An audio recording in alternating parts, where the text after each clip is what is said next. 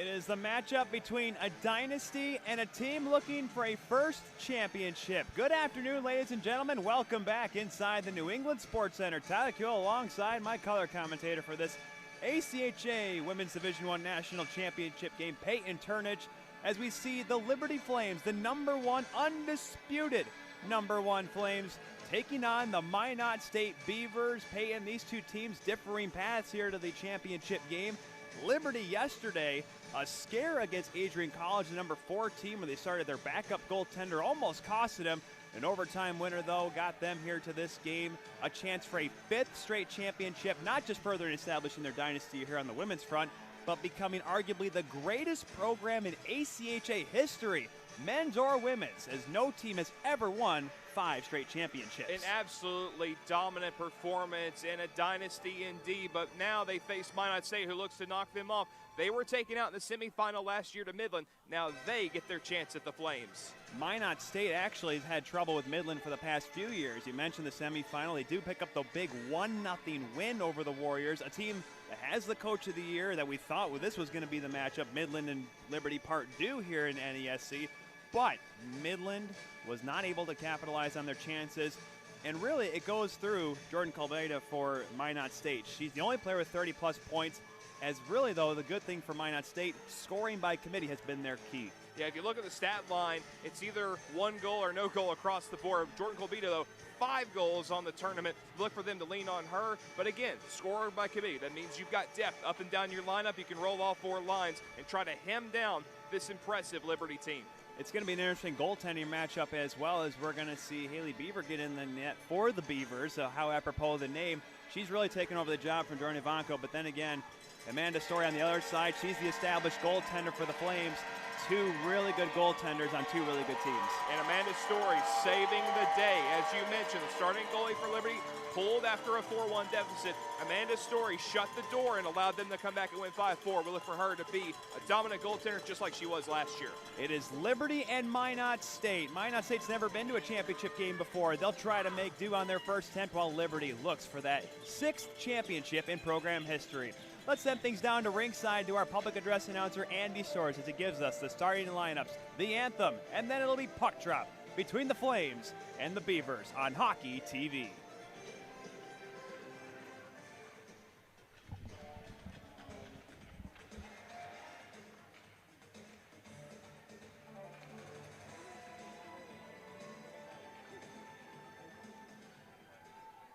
Good afternoon, parents and hockey fans and fans watching the live webcast on HockeyTV.com.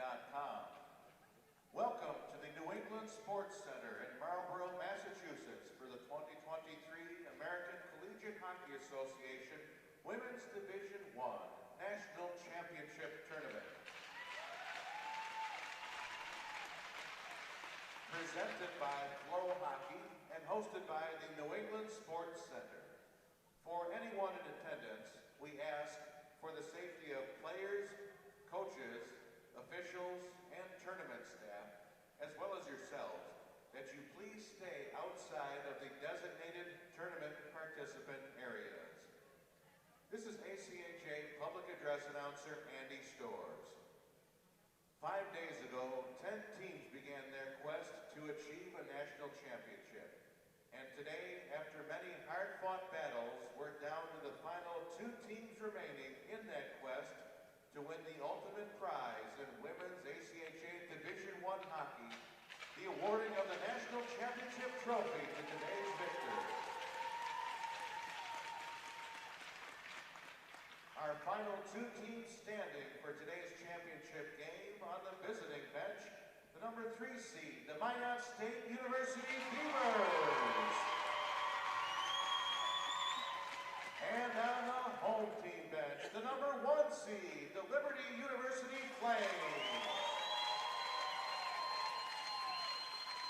Let's begin our festivities today by introducing the starting lineups for both teams. Beginning first with the visiting team bench, the Minot State Beavers. In goal from Saskatoon, Saskatchewan, #31, Haley Beaver.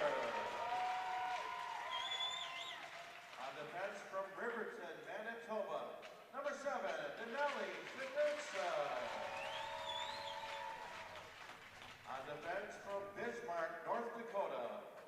Anna Gurman. At center from Calgary, Alberta, number 18, Sydney Spicer.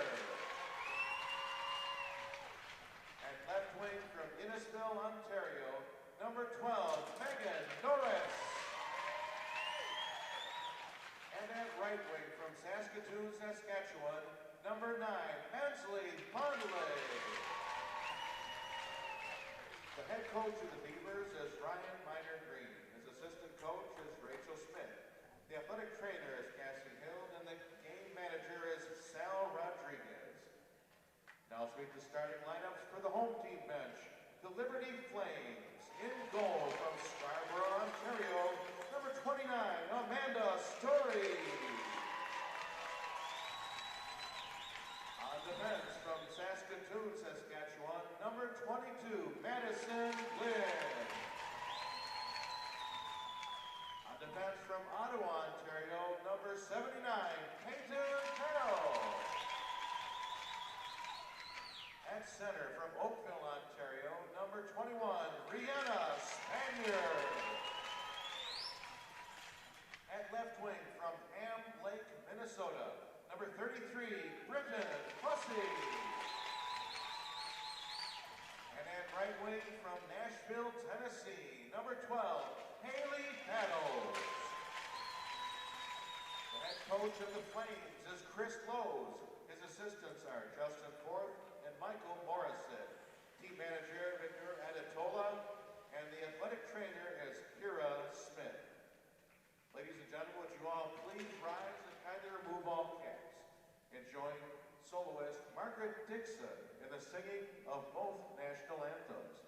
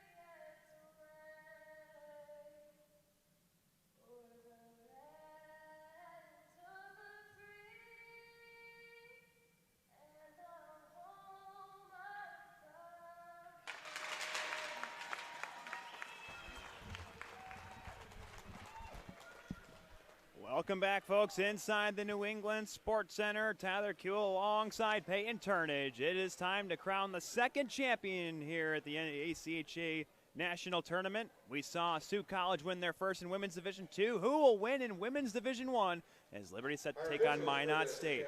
To give us the starting goaltenders, Peyton Turnage. My pleasure, Tyler. For the number 3 Minot State Beavers, they're going with number 31, Haley Beaver. 6-5-2 during the regular season, a 2.64 goals against average, a 908 save percentage, and 1 shutout. On the other end of the ice for the Liberty University Flames, it's once again Amanda Story. They went with Alexandra Keith in the last game against Adrian. The game kind of fell out of hand. She fell down 4-1, so they went back to their starter, Amanda Story, who's got an impressive 11-1 record on the season, a 1.34 goals against, 942 save percentage on the season. Impressive goalie, going to be holding the fort today for Liberty. One notable omission, Carly Glover, Yes. the leading scorer out of the lineup for Liberty. How will they respond? We'll find out. Liberty in the whites with the red numbers going right to left across your screen on Hockey TV. Minot State in the green with the red helmets as we're underway. A national championship on the line as the puck is played on and icing called here over our first whistle, 15 seconds in.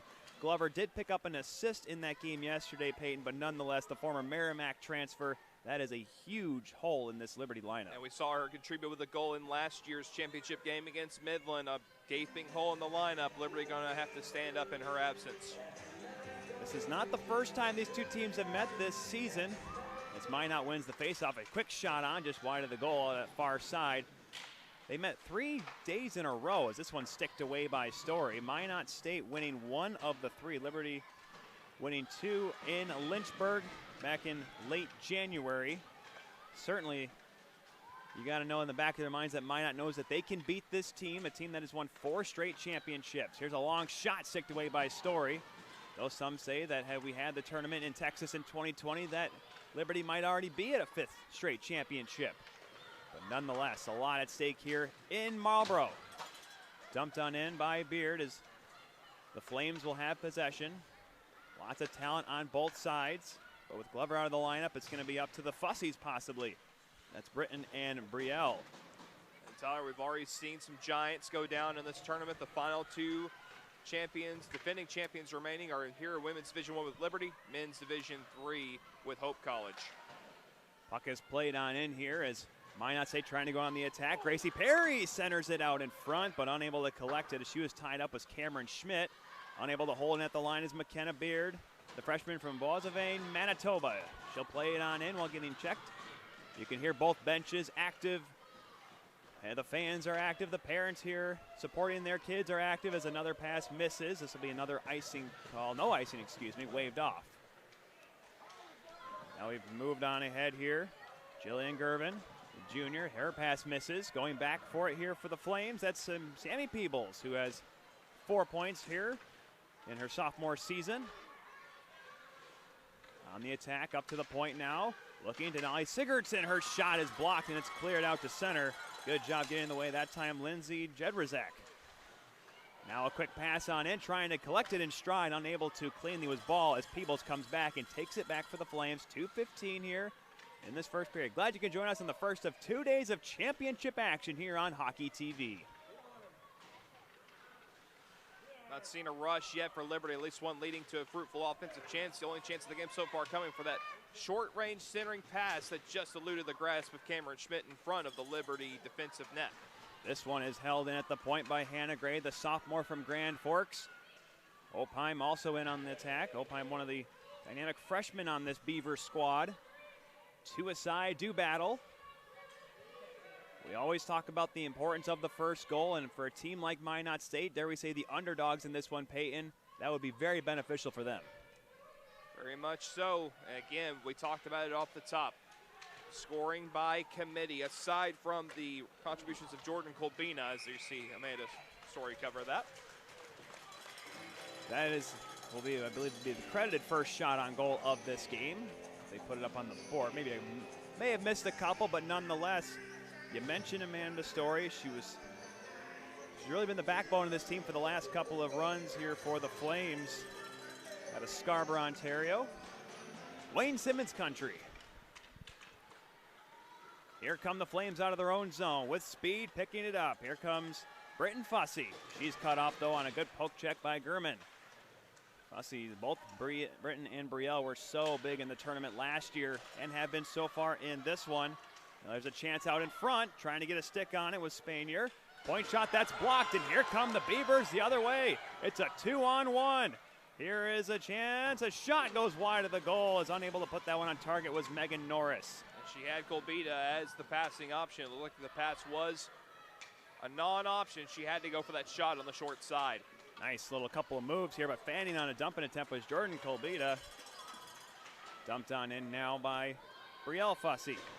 Brielle Fussy so far just 1 goal in this tournament after putting up 18 points during the regular season. Trying to get it on in deep and keep it on deep for the Flames was Yannick Truder. But now with a little bit of help here, Shelby Bradford, she has troubles with it. Good job by Gracie Perry to knock it away before it gets dumped back into the Minot zone. Yannick Truder, watch for her, number 7 in white. She is the reigning MVP for the Liberty University Flames. She also scored that game-winning goal last night for Liberty that helped them avoid the upset against Adrian College. Long bomb pass deflected on in by way of the captain for Minot State, Enzi Fondele. She gets a poke at the goaltender, Amanda Story. Whistle blows, the ref will come over and maybe just offer a brief warning to the Saskatoon native. Look to see the pace pick up in this one, aside from that 2-on-1, just kind of a flow going on here. Steady rhythm, but we should see a track meet. Face-off coming to the right of Amanda Story. Slapped on around to the near side, trying to hold it in. Unable to do so is Paige Ackerman. Skips out to center. Spanier will knock it on in, being chased by Fondele. Flames looking to get some real sustained offensive zone pressure for the first time in this one. At the point here, Emerson Oaks looking for a tip, but it goes well wide. Aislinn Stretch, the Port Hope native, the graduate student, keeping it in deep for Liberty, but it'll be the Beavers now coming out to center. Unable to handle that pass was Riley Ball as Beavers will have to retreat. Haley Beaver, the junior goaltender, leaving it behind her own net. Kind of taking a tumble after getting checked was number 16, McKenna Beard. Now it's pulled off the wall. One-timer! Oh, what a save made by Beaver! Robbing Zosha Adamak. Haley Battles winning that battle down low. It wasn't much, just a little brush, knocking down the Minot defender, putting right on a tee for Zasha Adamak. Adamak just did not aim quite toward the left side of the net. That was the side that was open. Instead, putting it back into the goalie of Haley Beaver, but nonetheless, still a great save. Beaver has had some tough games this season, facing the likes of Midland. Of course, her best game, dare we say, in terms of the amount of saves, that was 51 saves and a tie against Midland earlier on this season back in February. So not unfamiliar. Obviously, of course, she was in net for the win yesterday. As now here comes the Flames back the other way. Shelby Bradford, a shot. That rides up off a stick and goes out of play. This is a line of power for Liberty with Shelby Bradford, Yannick Truder. Got some experience to their grind. Senior for Yannick Truder. Shelby Bradford, a graduate student out there with Brielle Fussy, who we saw very creative in last year's championship game. Absolutely, and Bradford has some international experience as well, playing for Team USA the 2019 Winter University Games. Kept on in here for the moment by the Flames. Good job by Peyton Carl, the sophomore. However, the Beavers will deflect it out to center. Still scoreless here as we're just past the 6-minute mark of this first period. Beaver has some trouble with it. Now behind the goal, looking to center his battles. Good job, though, by Gurman coming back to tie up one player. Now it's passed out in front. It's stopped and covered anxiously by Beaver. A little nervous energy around the Minot State goal on that last little shift. Well, they got to watch out for Haley Battles. She has been scrappy in the trenches in the Minot State zone, again creating another turnover. And either trying to center or maybe bank it in off Beaver. She is sniffing the net right now. She really came on the scene last year as a freshman. So far, 2 goals on the tournament for the Nashville, Tennessee native. That's Peyton Turnage country. What a save by Beaver! As Brielle Fussy has a great bad angle chance, but Beaver sprawling out in the spread eagle to make a nice stop. Woo! Bad angle, but Fussy was going to hit the top of the net, if not for an amazing lunging save by Haley Beaver. 2 big stops in this one already. 3 shots on goal for Liberty, 2 10-bell saves for the Beavers goaltender. Long wrister, a high riser that finds the glass, is letting that one fly was Madison Glenn. And Yannick Truder with a screen on that. Beaver didn't see that initial shot. Pulled out by the Beavers, unable to handle that pass though as ball. Truder just keeps it in, but it's turned over. A chance for the Beavers to come on back. Fondele will just push it on in. Now in on the forecheck. That is Jillian Gervin, the junior. Good battle along the corner. Minot State, they had wins over Miami, Maryville before beating Midland yesterday. Shot just goes wide of the goal, looking for a deflection. That time was Gervin. Flames looking to clear, can't. Good read by Riley Ball, the junior from Bismarck, North Dakota. A lot of Bismarck natives and, of course, a few Manitobans as well on this Minot State team. Very similar to the Minot State men's team that we'll see later on tonight in men's Division I semifinal action. Also taking on Liberty. Coming in as the number 1 seed. Had their hearts broken as number 2 last year to number 15, Ohio. Looking to show why they are number 1 this year. Reversed roles between the women's and men's teams, but certainly shaping up to be a good game tonight. But we still have this good one right now. Scoreless as a big bump is thrown, and a penalty will be upcoming here as it's touched up. Going to the box rather quickly will be Brooklyn Beauchamp, the freshman, so it'll be an early power play Peyton here for Minot State. Beauchamp with the product of the Milwaukee Junior Admirals, a little too overzealous with contact along the sideboards. I've really liked how close this game has been so far. We saw Liberty finally get a few rushes and sustain the offensive zone. Now it's Minot's chance to answer the bell. This is a power play, though, that has struggled in the tournament. Just 1 for 19 are the Beavers. However, a chance here early to maybe strike first. At the left point, Paige Ackerman up top. Down to the right here, Sigurdsson. Looking for the one-timer, a blast just wide of the goal line by Kolbita. Trying to stuff it, but getting tripped up a little bit. That time was Norris. Unable to get it out, though, are the Flames. Ackerman up for Kolbita. Shot saved by, oh, and it's behind Story. It somehow stays underneath her on the follow-up chance. Well, Minot State doing what they need to do, putting bodies to the front of the net. That point shot by Kolbita causing havoc for Amanda Story. And we saw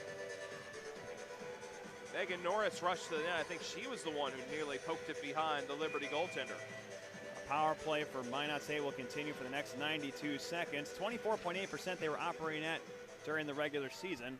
No one's surprised. It's Kolbita with 6 power play goals that leads the team. However, she and her mates will have to retreat after a good clearance by Liberty.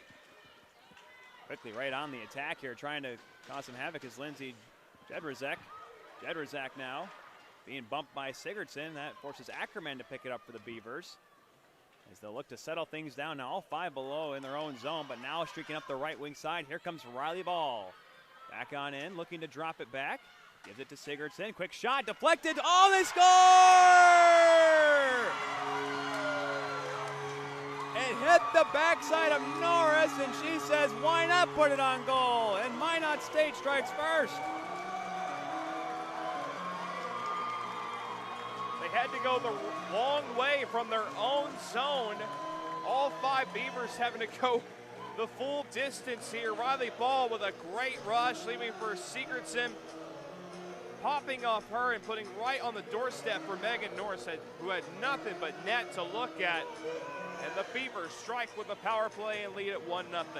Second goal of the tournament for Norris. She hasn't scored or even gotten her name on the score sheet since that win over Miami. The time of this goal, the 8:54 mark of the first period. Second power play goal of the tournament for Minot State. It's a big one, as now they come looking for more with Jillian Gervin across the line, but just offsides. They couldn't even hear the whistle. It's that ruckus in here in the NESC. Low ceiling, tightly compacted barn, got a big crowd on hand. Not just fans of Minot State and Liberty, but just onlookers in the area knowing that this was going to be a tremendous game. Norris, one of a couple of former Lindenwood Belleville members before that program dissolved a number of years ago. As the senior from Innisfil, Ontario, has opened the scoring, as now the Beavers come back, trying to extend the lead now against the 4-time reigning champion Liberty Flames. A shot by Gurman, deflected on. A good save by Story. A follow-up chance banned on. Another try. That one goes off the tip of the glove of Story. Couple of big response saves by the Flames netminder. And now here comes Fussy the other way. Brielle Fussy knocked off stride. A good calm play made by Olivia Opheim, the freshman. Dumped back on in here. Right on goal. It'll be played and stopped by Haley Beaver. And we saw a Story twisted around in her goal crease behind the play. I think she got a little contact. She was looking back at the official. And now there's a penalty coming up here. Britton Fussy gets hauled down by Hannah Gray as the sophomore now will sit for 2 minutes. So right after Liberty gives up a power play goal, they'll try to right that wrong here as the Beavers will go to the box for the first time. I couldn't tell if Fussy was already in the act of losing her balance. She did get a brush before the fall, and so now we'll see if the Flames can score on a power play of their own here. They are 3 for 7 this tournament after going, according to the ACHA website, 43.4%. We'll go with the 23 goals. That sounds more about correct. Face-off won by the Flames. On a cross here. Britton Fussy. Fussy with a shot and a good save made by Beaver as she holds on with right on the doorstep. Truder looking for a rebound. Yannick Truder screening the front of the net, trying to take the vision away from Haley Beaver. I love that formation by Liberty. That is very hard to defend if you're the Beavers. Face off back here to the right of Beaver. 4 shots on goal aside here just past the halfway mark of this period. Fussy with another shot. That one just fluttered up high in the air. They'll say it was played with a high stick. And they'll say it was touched by, they'll say it was Minot State. I couldn't tell, honestly, because both the high stick was touched, looked like at the same time, and then possession was taken at the same time. So we'll stay inside the Beaver zone with 9:48 to go in this first period. Face-off controlled by Liberty. Britton Fussy will try it again. A shot, save made by Beaver. Truder just standing right there, Peyton, trying to take the eyes of the Minot State goaltender. She's back in the crease again, trying to wreak havoc around the goal. Back up to the point. Looking here is Glenn. Fussy again. She was looking back to see if she could get it there for Adamek, but she couldn't. Now right off the wall, a shot gets blocked. Bradford couldn't get that through. Britton Fussy will try it again. Glenn, shot, save made, a rebound. Almost landed on the stick of Bradford, but she got tied up. Good job by Sigurdsson to get in the way. 1:10 to go on this power play as the puck skips over the stick and Glenn and goes down the ice. Shots on goal count, a little bit behind on the main board, but I believe it's 5-4 right now for Liberty, but definitely does not feel like it right now. Both good chances right now as here comes Spaniard, reaming it down the left wing side. She was cut off. Fondolay clears it out on the backhand, much to the approval of the Beaver fans. Right down to our left here. Great spot because you get the feel for everything, Peyton. Of course, you get a good look at this great action between Liberty and Minot State. Got the crowd right underneath you. Again, very compact, allows for a noisy atmosphere. Couple players hit the deck as Norris to the line and just out, is unable to hold that one in was Aislinn Stretch. Battle's reaching out too, unable to keep that puck. Deflected on ahead. Here comes Carl gingerly across the Minot State line. Pass deflected, and this one goes up into the bleachers and out of play with 17 seconds to go on the power play for Liberty. 8:20 remaining in a first period that sees Minot State leading Liberty 1-0. The pace has picked up here, and it hasn't mattered about the power play for Liberty. We knew it would eventually get to this point. Now 17 seconds remaining, and they're going to put the top unit back on. And a face-off violation. You'll say both Truder and Sigurdsson getting a little too quick on the draw. Face-off one on back here. It's Britton Fussy. She'll move it here. Madison Glenn, a shot. Deflected out in front and swept out. Nice little play by Ball to get a little saucer underneath it to not allow Fussy to intercept. Liberty power play going to wind down here, but they did a lot of the right things. Starting offense rather from high to low, putting bodies in front of the net. They get another power play. They could be quick to strike. 0 for 1 on the player advantage. Colbita now without her stick tries to tie it up. Now Truder trying to put it out in front. Unable to pull the trigger as Sigurdsson now will come on ahead for Minot State. Britton Fussy tugged down again, similar to the penalty that she drew on Minot just a moment ago. She's obviously a target, one of the top scorers for this Liberty team after scoring 27 points in 21 games during the regular season. So far, 4 points here in the tournament. Off the bench with speed, streaking on in here for the Beavers, it's McKee. Mia McKee, centering pass, looking backdoor, but just outside the reach of Jillian Gervin. Being worked on by Truder. Bumped back behind the goal now.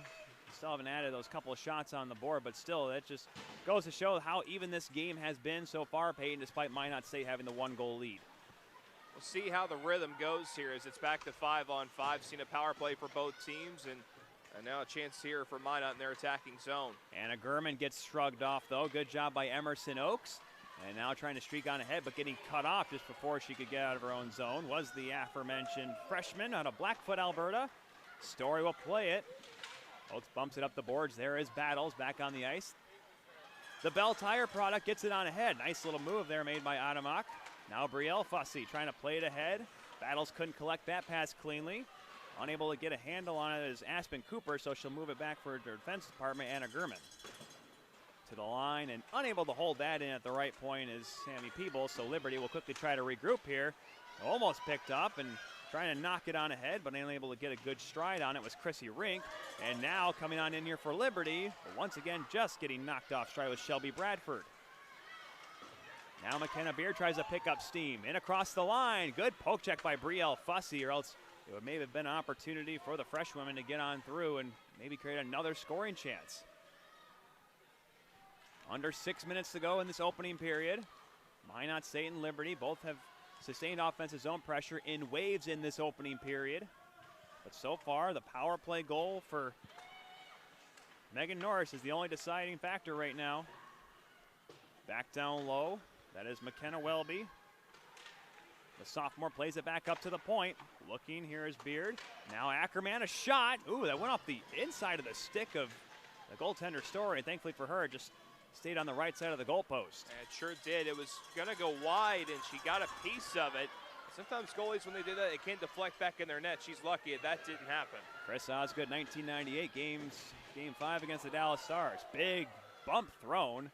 As two players hit the deck on that far side. That was Isabel Herbert colliding that time with one of the Beavers. Well, sorry for you, the Toronto fan. Jonas Gustafson was the one that came to mind for me. Oh boy, there's another great example of goaltenders that I grew up cheering for. Nice little move by Norris to get through a couple of flames. Couldn't access the zone though with possession. Chasing over the far side is Denali Sigurdsson. Riverton, Manitoba native, gets it ahead. Once again, Norris with a good rush, this time tied up with Britton Fussy. They're still entangled inside the Liberty zone.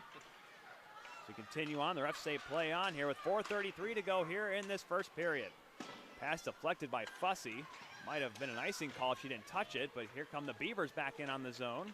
McKee having it bumped back down low by Sigurdsson. Out there now is Kolbita, trying to center it. And he actually walks it up the wall now. Trying to turn, looks, takes a wrister, gets knocked down in front. McKee with a couple whacks at it. Pushed off to the side though by Oaks. I don't think Story even saw that, as once again we see the dynamic ability of the Saskatoon native Kolbita. Yeah, as soon as it was in front of her for her vision, McKee was on it and almost popped in that rebound. Fresh off the bench here, giving chase is Gracie Perry. Gray at the point, a long wrister, and a calm save made by Story. 3:51 to go here in this first period. Gray putting a floater on net with Cameron Schmidt going to the front of the goal. Again, we've seen Schmidt be a part of the offense, one of the assists on the opening goal of the game. Minot State holding the puck down to our right. Still, they haven't added the last few shots on goal up on the board. Might have to check that after this period's over, because certainly Amanda Story and Haley Beaver have made a few more than just 3 saves apiece. Here comes Fussy dumping it on in. Brielle Fussy. There is Beaver behind the goal. Left it along where it's punched off the near side by Anna Gurman. She collides with Truder in that corner. Truder, just like we said, the goal last night against Adrian College, her lone goal so far this tournament. Tied up now, trying to get free was Adamak, but she got her pocket picked. However, the Beavers are unable to clear the zone. Now a chance for Fondele. She'll get it on ahead. Pushed on forward here, trying to catch it up here. Here comes Gervin. End of a long shift for her, she'll just calmly dump it on in. Obviously, in a championship game like this, Peyton, you don't want to get too careless, don't want to be selfish. Got to do it for the common good. I think that's why we haven't seen a whole lot of crazy chances. Both teams playing a little conservative here. Don't want to take any unnecessary risks, at least not this early on. Almost turned over as Opheim came in on nice little pinch. Almost took that one away cleanly from Rihanna Spanier. As the Beavers try to go back to work offensively, but it's taken back here by the Flames. Britton Fussy. Good job by Gurman to cut her off right at the red line. One of the few rare pinches. Nice job by the Bismarck Blizzard High School graduate. Hard battle with 2:33 to go in this first period. It's pulled out of there by Opheim. Now it's played on ahead. Nice little catch that coming on across the line. Welby trying to feather it towards the goal. Knocked down. Tense moments there for a second as the puck here at the NESC just doesn't ever seem like it wants to settle, but here's Battles coming on in. Steps to her left, trying to get around Beer, but a great play once again made by the freshman defenseman. Amazing rush by Battles there. Here she does take a shot, saved by Beaver. It's still loose, right on top of the crease. Where is it? The ref says it's still free, but Beaver finally finds it. The whistle blows, and a face-off will come in the Minot State zone after all that. Yeah, it was free that entire time, and Beaver getting help from Olivia Opheim, just diving down in the crease, trying to make a wall so Liberty can't punch it in. That was an amazing rush, though, by Haley Battles, just swiveling, making moves with speed at center. Liberty down to the final 2 minutes of the first period. Their offense has shown signs of life here, still trailing. Both of Battles' goals came in the comeback win last night for Liberty over Adrian College, and the rare time that the black and yellow team in Boston has blown a 4-1 lead. She always steps up when it matters most. Remember last year she went 0-4 in the tournament up until the championship game. Then she came out with the first goal of the game against Midland. This Smashville native has been exceptional, and she's going to continue to be exceptional for this program. Here come the Flames back on in. A slap shot from a bad angle blocked by Beard as Laura Arfstrom, the sophomore, letting that one go. Now the other way come the Beavers. Kalbita now one-on-one with Oak. She'll take the shot off a leg. Following up that time was Spicer. She couldn't get a handle on it though. Spicer, who ended up being one of the two heroes for Minot State yesterday against Midland. She scored the lone goal in the 1-0 victory, and where Haley Beaver stopped all 36 shots she faced against the Warriors. As we mentioned, avenging the semifinal loss from last year's tournament. And of course a couple of losses as well, even in the WMCH semifinals. Here comes Battle speeding through the neutral zone, dances in, she's taken down. A penalty upcoming. Haley Battles recognizing the need to drive offense, bring the puck up with speed, and create an opportunity for her line mates to set up in the offensive zone, and she has really been, and again, I've used this word a ton of times, but she fits this moniker, the spark plug for Liberty. Chelsea Gray will go off, Hannah Gray for the second time. Kind of more or less a necessary penalty paid, or else Battles would have been all by herself. Less than a minute to go here in the period. A shot, they score! A seeing eye shot from Madison Glenn. We're tied at 1. Well, it was a seeing eye shot, but I promise you, Haley Beaver didn't see it. Yannick Truder once again screening the front of the goal as she's done all game long. Madison Glenn, a simple wrist shot from high, but it's not how hard it is, it's where it goes.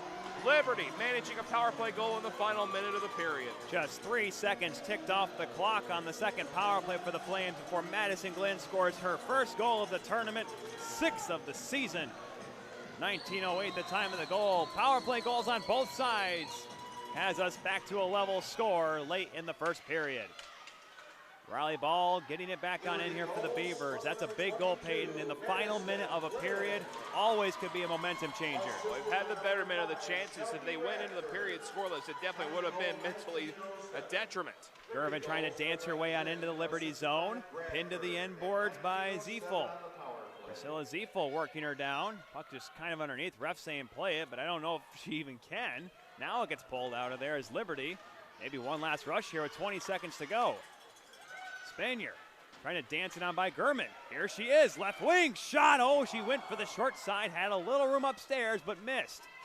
Now Riley Ball with 8 seconds left. She'll pull on back, and now we'll just flip it ahead, and that will do it as the seconds will tick off the clock in this first period.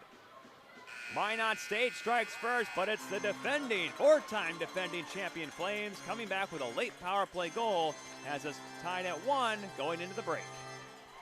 After one period, Liberty University looks to have the edge in this one, a close 1-1 game. Minot's going to have to try to come out with an early one in the second period and try to mentally drive down the Flames. The Flames driving the offense and getting great chances. We'll see if those great chances will continue. We'll take a break, folks. When we come back, it'll be the second period. Liberty and Minot State in the ACHA Women's Division I National Championship game, tied at 1. We'll come back with more next on Hockey TV.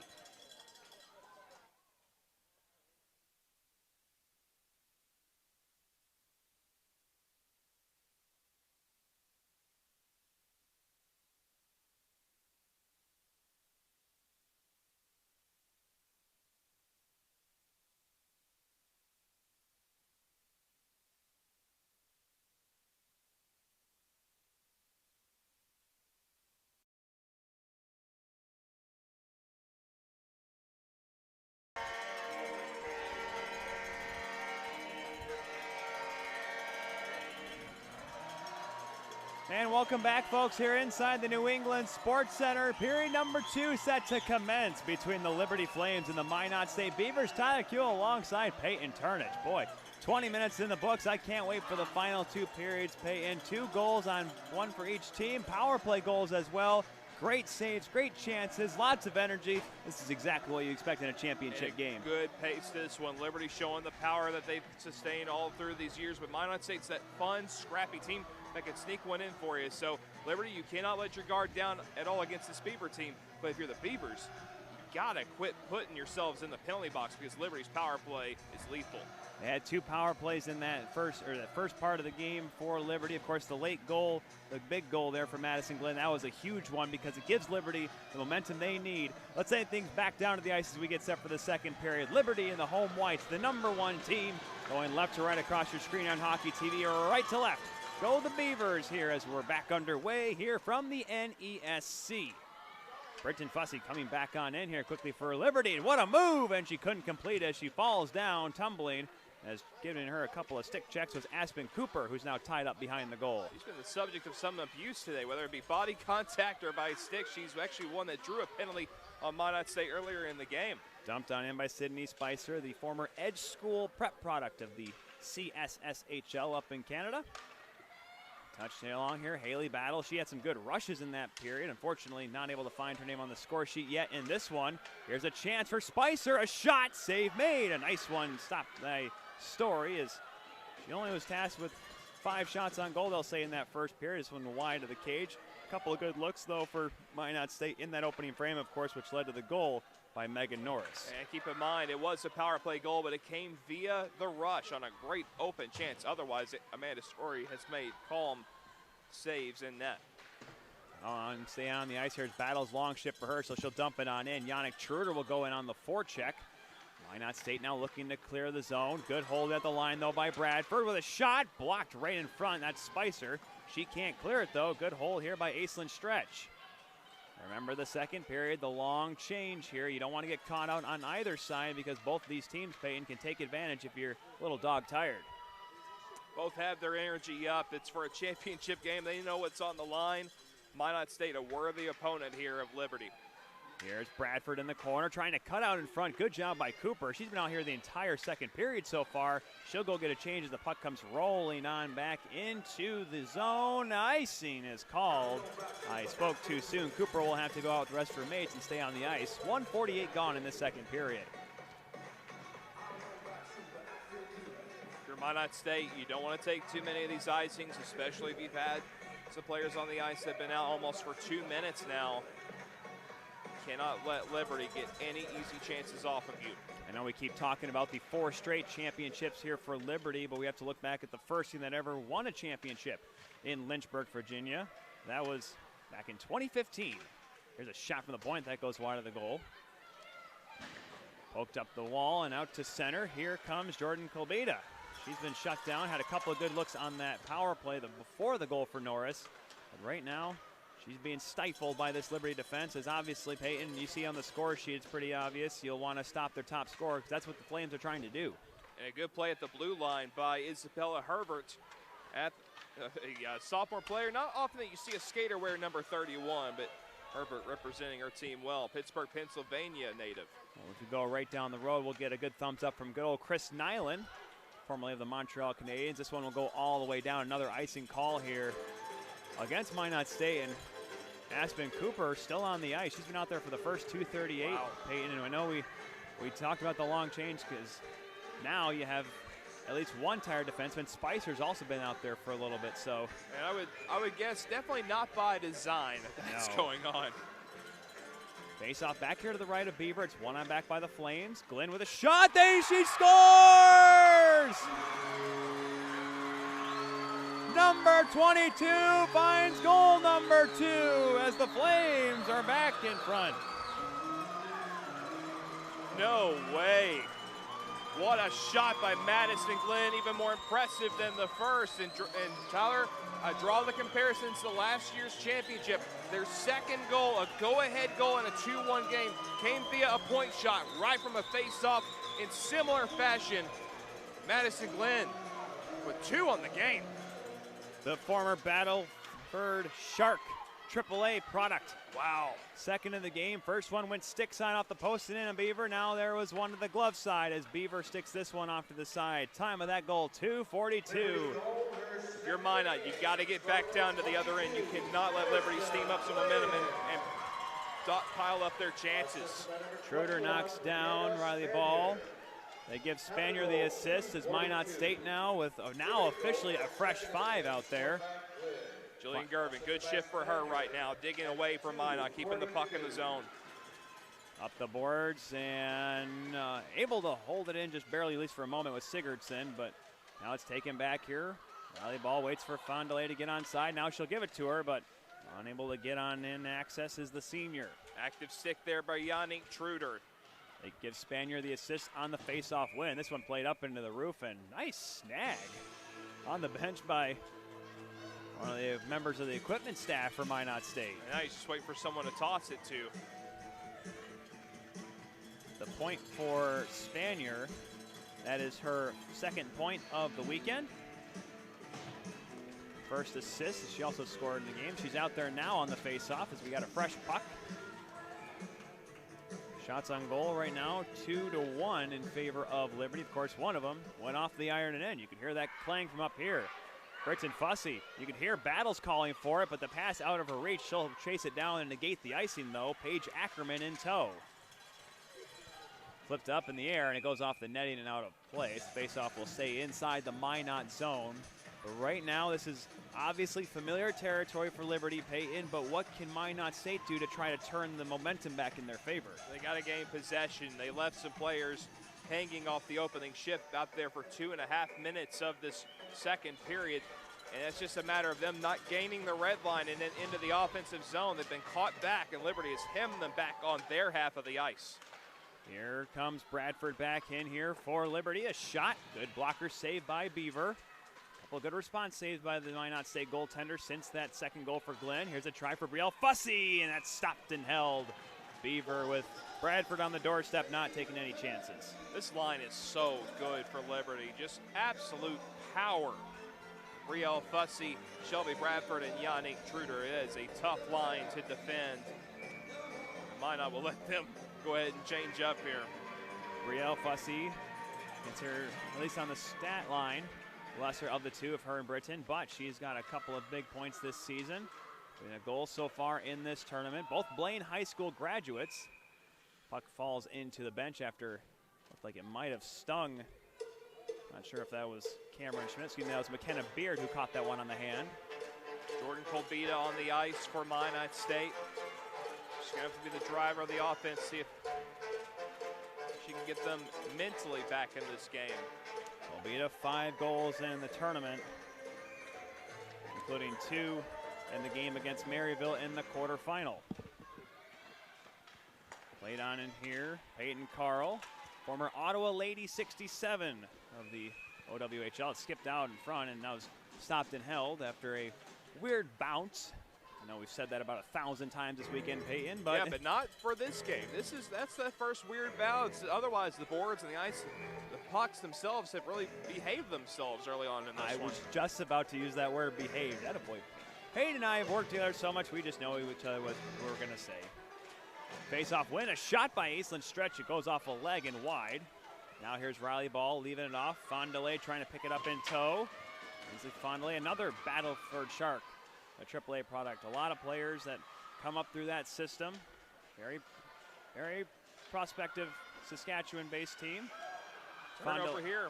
Fondele trying to center it in front. Unable to connect that with Ball. Is trying to get it away now here is Fussy. She's getting tied up in the corner. It's important for Minot to get some shots on this shift. Here is Gurman. She's looking for one. That is blocked, though. A couple blocks. His Stretch got in the way. Gurman followed it up. Couldn't get the shot away. Ball puts it on, and a good left pad save by Story. Right on the doorstep. That time was McKee, and it's cleared down the ice. Yeah, that's exactly what they needed to do right there with some shots generated at the front of the net. Gillian Gervin screening the netminder Story. Gervin deflected it on in now as it's taken back the other way. Madison Glenn, 2 goals already here for the Flames. Here she's driving the side of the goal. Fan on the first shot attempt, but it gets on. It's held by Beaver.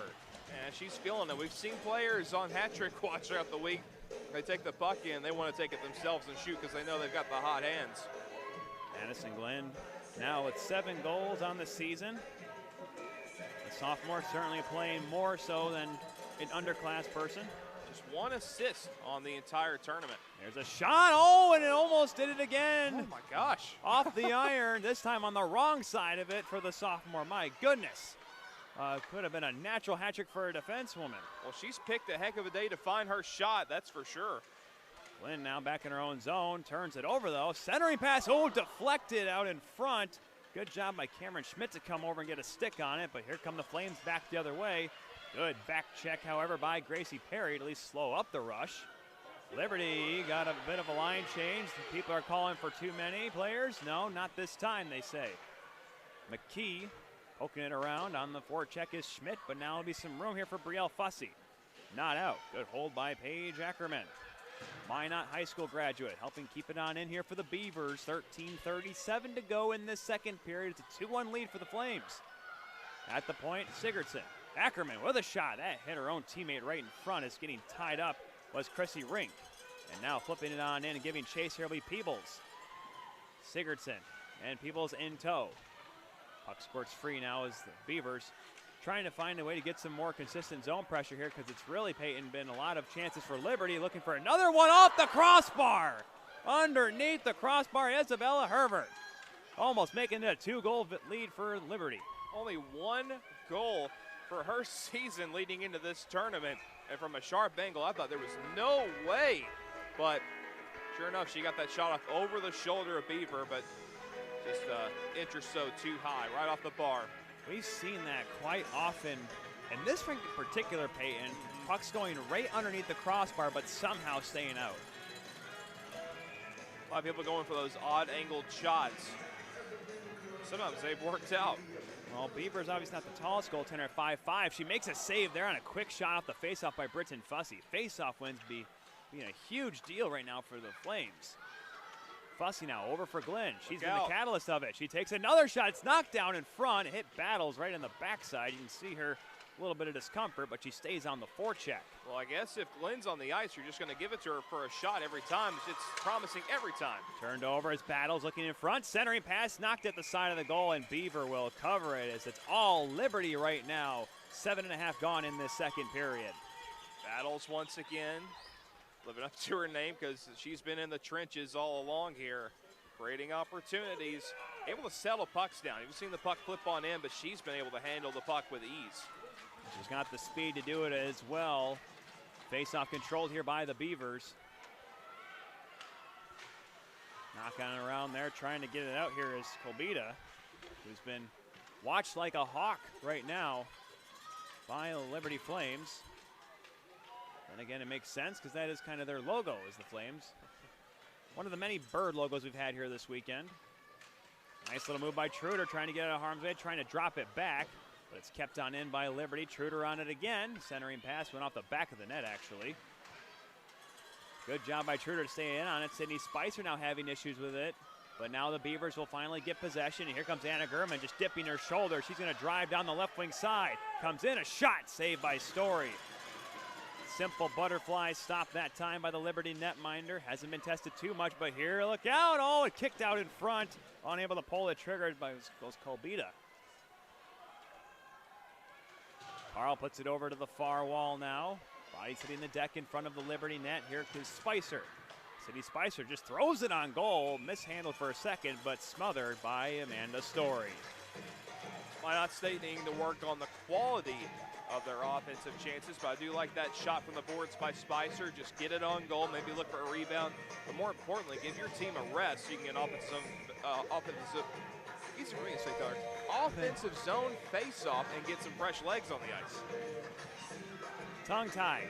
It's a thing that happens with this broadcaster sometimes. Got a fat bottom lip there on that last We still got a few more games left. It's 22 games in 6 days for Peyton and myself.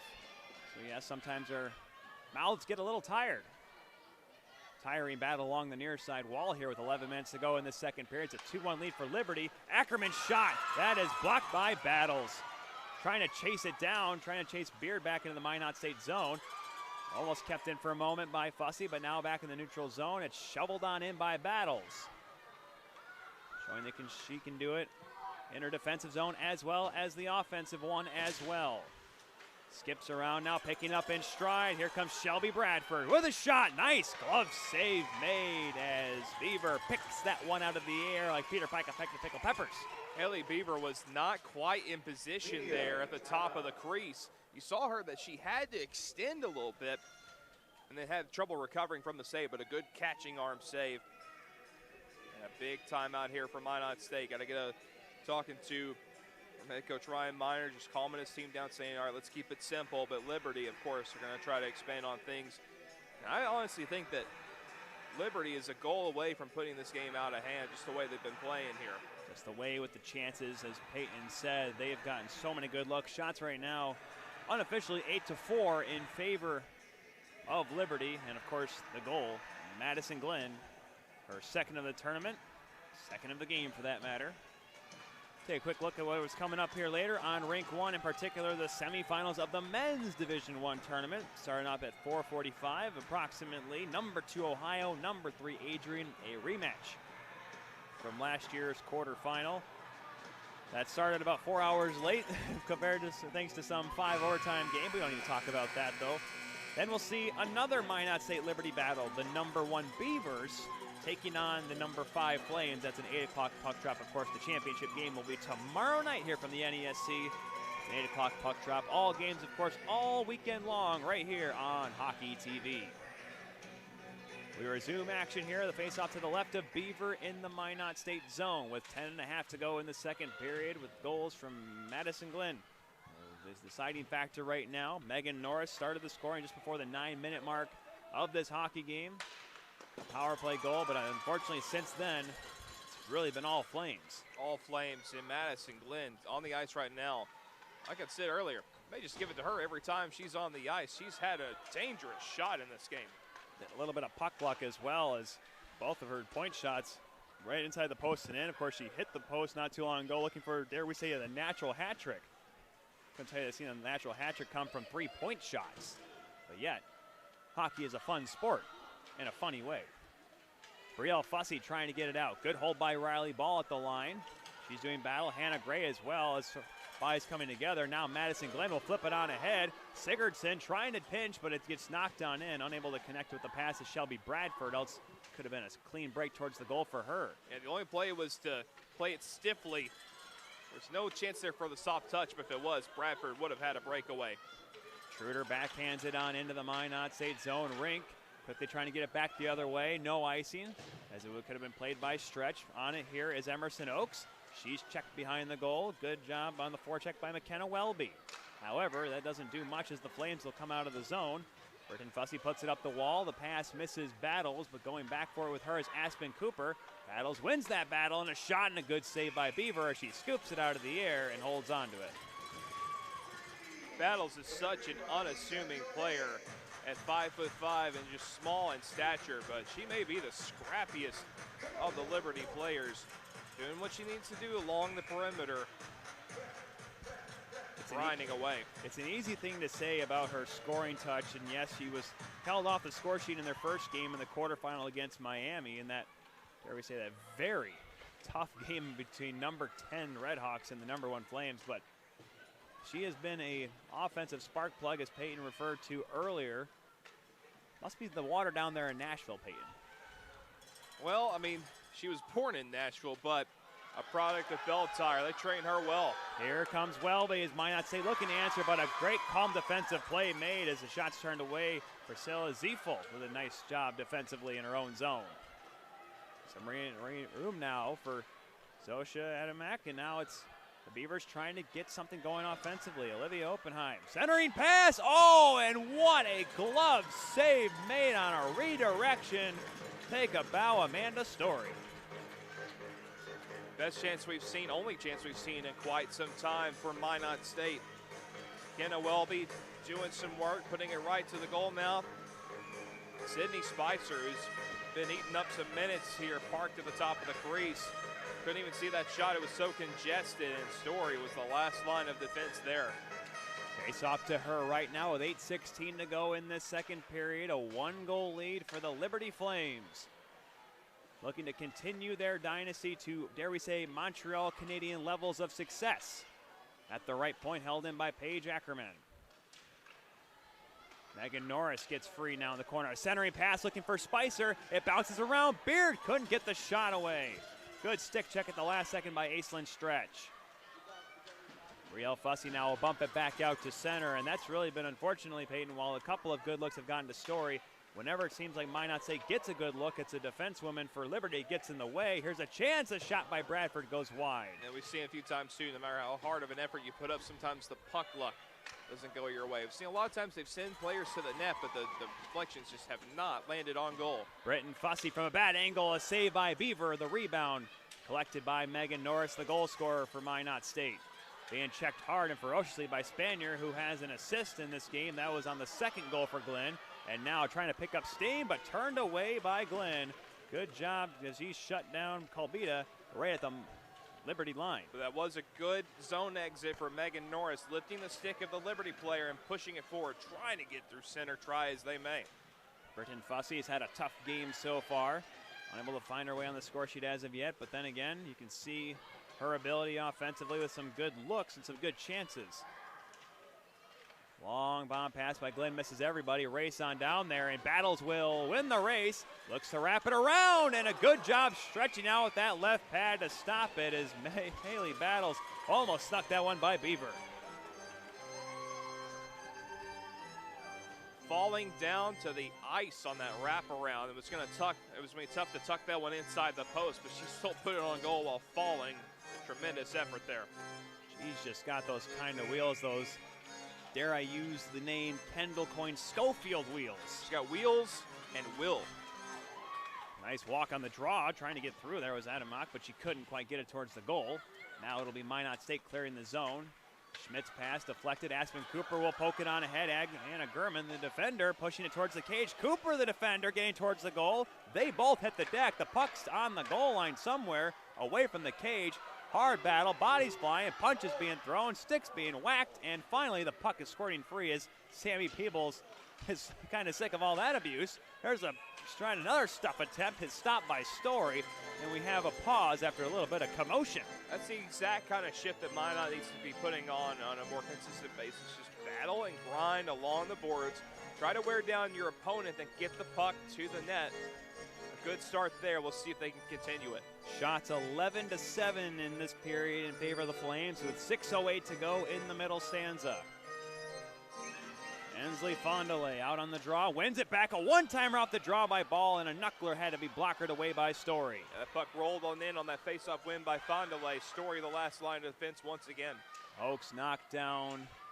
It was Gervin on the near side. She gets back up and trudges towards the goal. Ball tries a little spin move out of the corner, then taking in the deck once again is Gervin. As it's poked on ahead, giving chase here is Jedrzejczyk, and as it comes on goal, as Beaver won't take any chances. Lindsay Jedrzejczyk, the Independence, Ohio native, trying to make something happen, but we'll just take a face-off instead. Yep, Haley Beaver, I'm sure she wanted to play that. Maybe catch Liberty too deep in their offensive zone, but sometimes the safe place is to go ahead and cover it for the whistle.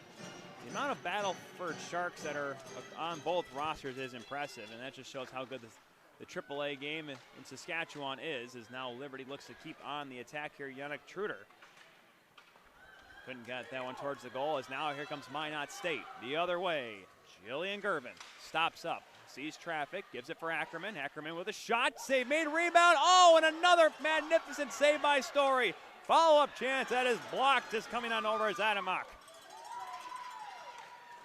Gervin just barely able to get that one on net while being boxed out by Peyton Carl. 13 shots on goal in the game for the Beavers, but it seems like most of them have been magnificent stops turned away by the Liberty goaltender. Amanda Story with some good primary saves, having to make some stretchy follow-up saves, although the defense of Liberty tying up sticks, minimalizing the degree of difficulty on those follow-up chances.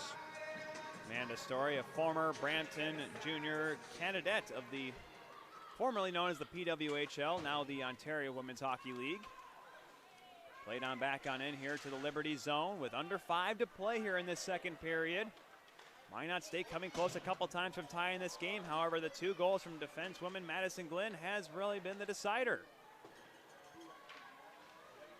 Ackerman will calmly, gingerly bring it on ahead for Minot State. Goes on ahead, Skimeo Sigurdsson. Now here's a chance, left wing side. Welby trying to center it, and unable to knock it out of the air was Oppenheim. Selby had the puck rolling in her feet. She did a good job to settle it down and dish it backhand over to Oppenheim. Once again, another close chance. Maybe as close as they've gotten in a little while. Still unable to find the net. Sigurdsson trying to keep it on in, and not really good lane, so Chrissy Rink will just come back out to center. Olivia Oppenheim, the freshman, had an incredible high school career. Fargo Davis High School is where she graduated from. 130 points in 101 games played. Certainly comes in with a lot of skill for this Beavers team, as we've seen this season. Here comes Megan Norris. What a toe drag, but a great follow-up by Stretch to tie her up before she could pull the trigger on the shot. Spicer now cuts that off on the far side. Shelby Bradford cut her off. Tries to just flip it out. It hits a stick. They said it was played with a high stick, as touched up by Aspen Cooper, so the face-off on the Minot end of the rink. Despite that great chance just a little bit ago, Peyton by Norris. Yeah, I heard some oohs and ahs as that play generated by Megan Norris. A great drive to the middle, but Stretch and Oaks were right back to stop off of that second move. Face-off right in front of the Beavers bench. Sydney Spicer back out there. You can see the Beavers pressing. They're getting close. We'll see if they can tie it. Gurman, she's been a little bit of a spark plug. Here's a follow-up chance. A save made. It sits there on a moment. Fussy's on top of it after the great chance by Colbita. And the whistle finally blows. Fussy couldn't go anywhere, and unfortunately she received all sorts of stick work and chops as the puck was underneath her. Yeah, Minot State just digging away. Fussy on top of the puck. Just hoping that they can dig it out and catch Amanda Story off guard. Colbita coming so close. That's probably maybe her best look of the game. Coming on in that high shot that caught Story by surprise, and thankfully for her and the Flames, it fell in front of her, not behind her. Yeah, Colbita, not seen her generate many chances in this game. That's one that we were looking that they would depend on. See if she can get things going in the third period. Well, Anna Gurman, she's been flying up in zone with the puck.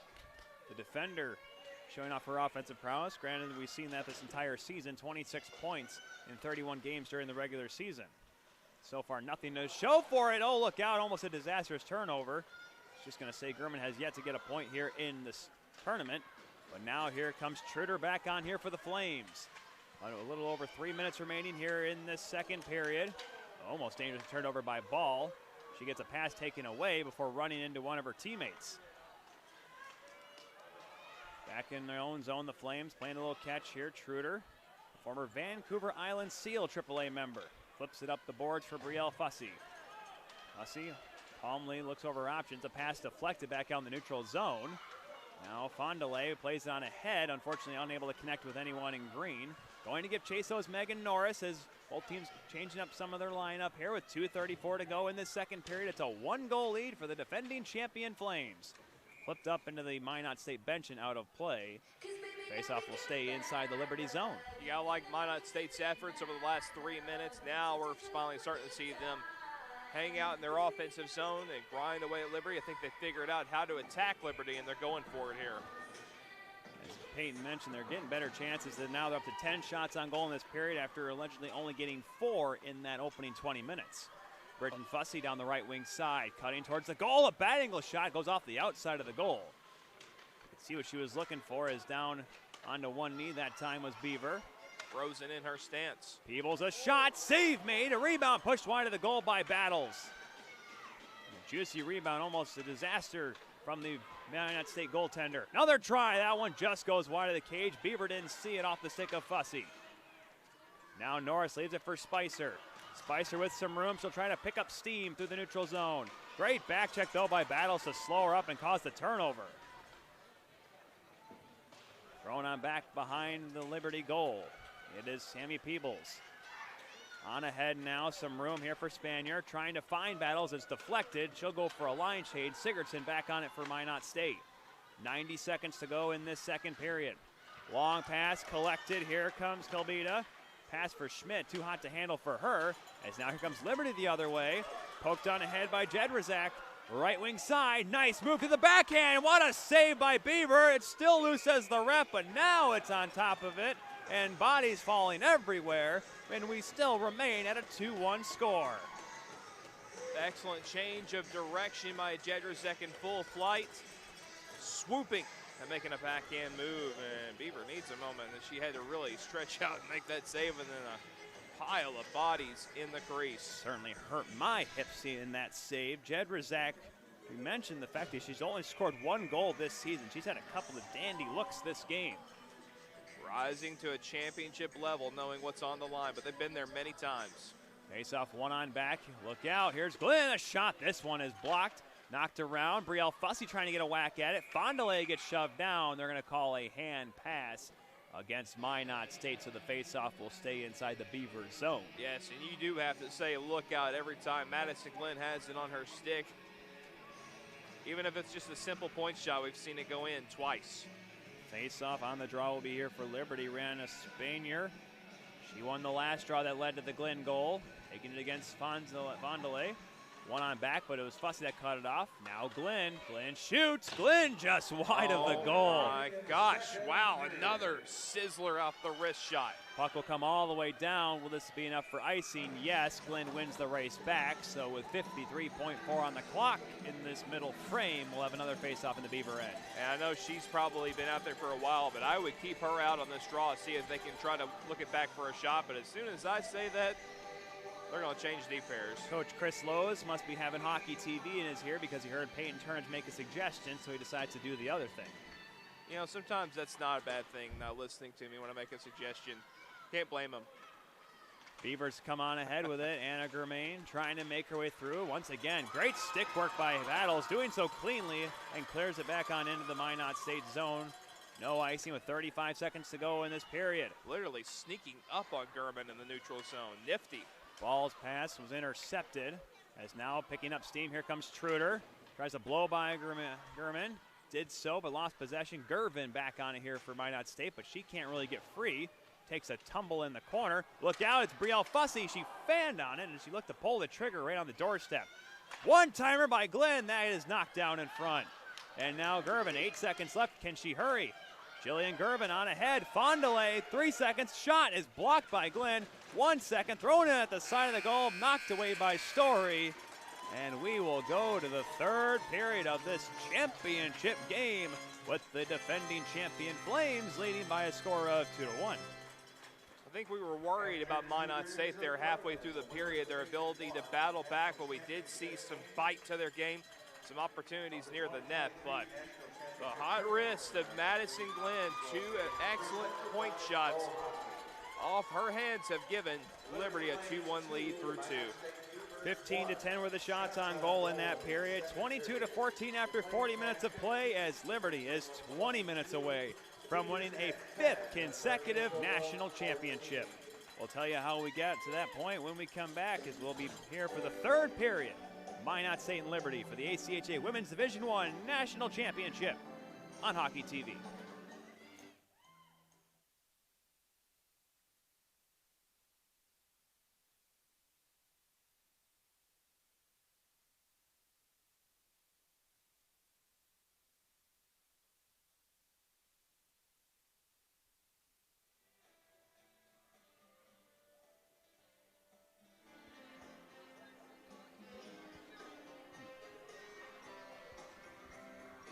The third period is upon us here at the New England Sports Center. Tyler Kuehl back alongside Peyton Turnage here as the Liberty Flames, the 4 consecutive time champions of the ACHA Women's Division I National Tournament, leading the number 3 Minot State Beavers by a score of 2-1. Peyton, the story of this game, none other than Madison Glenn. 2 goals so far, both point shots, and dare we say on hat-trick watch to the defenseman.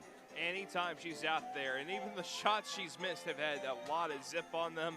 Minot State, you got to get in the way of the shot. It may take a chunk out of your leg, but it's going to prevent it from going to the back of the net. A number of players actually tried to do that towards the end to make sure it wasn't a natural hat trick for the sophomore, but nonetheless, a lead for Liberty.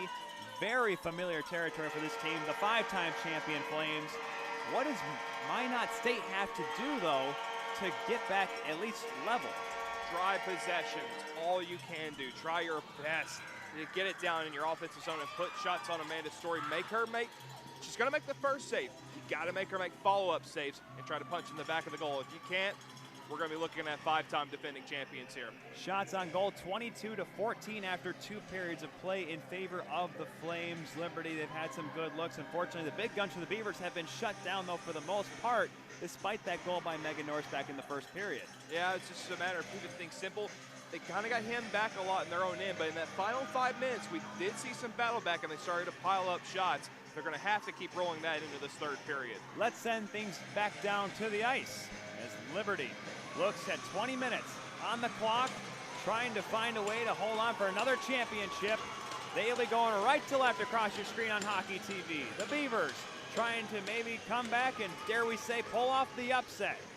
We'll find out here in possibly the next little while. Minot State is going to try to go on the attack here. Bumped on in by Jordan Colbita, who has been absolutely shut down by this Liberty defense. The scouting report has been obvious, and it's been read to a T. And reading that pass to a T and taking away was Haley Battles. Unfortunately got caught with the lineswoman right at the line. Delayed offside for a moment as here comes Colbita back for Minot State.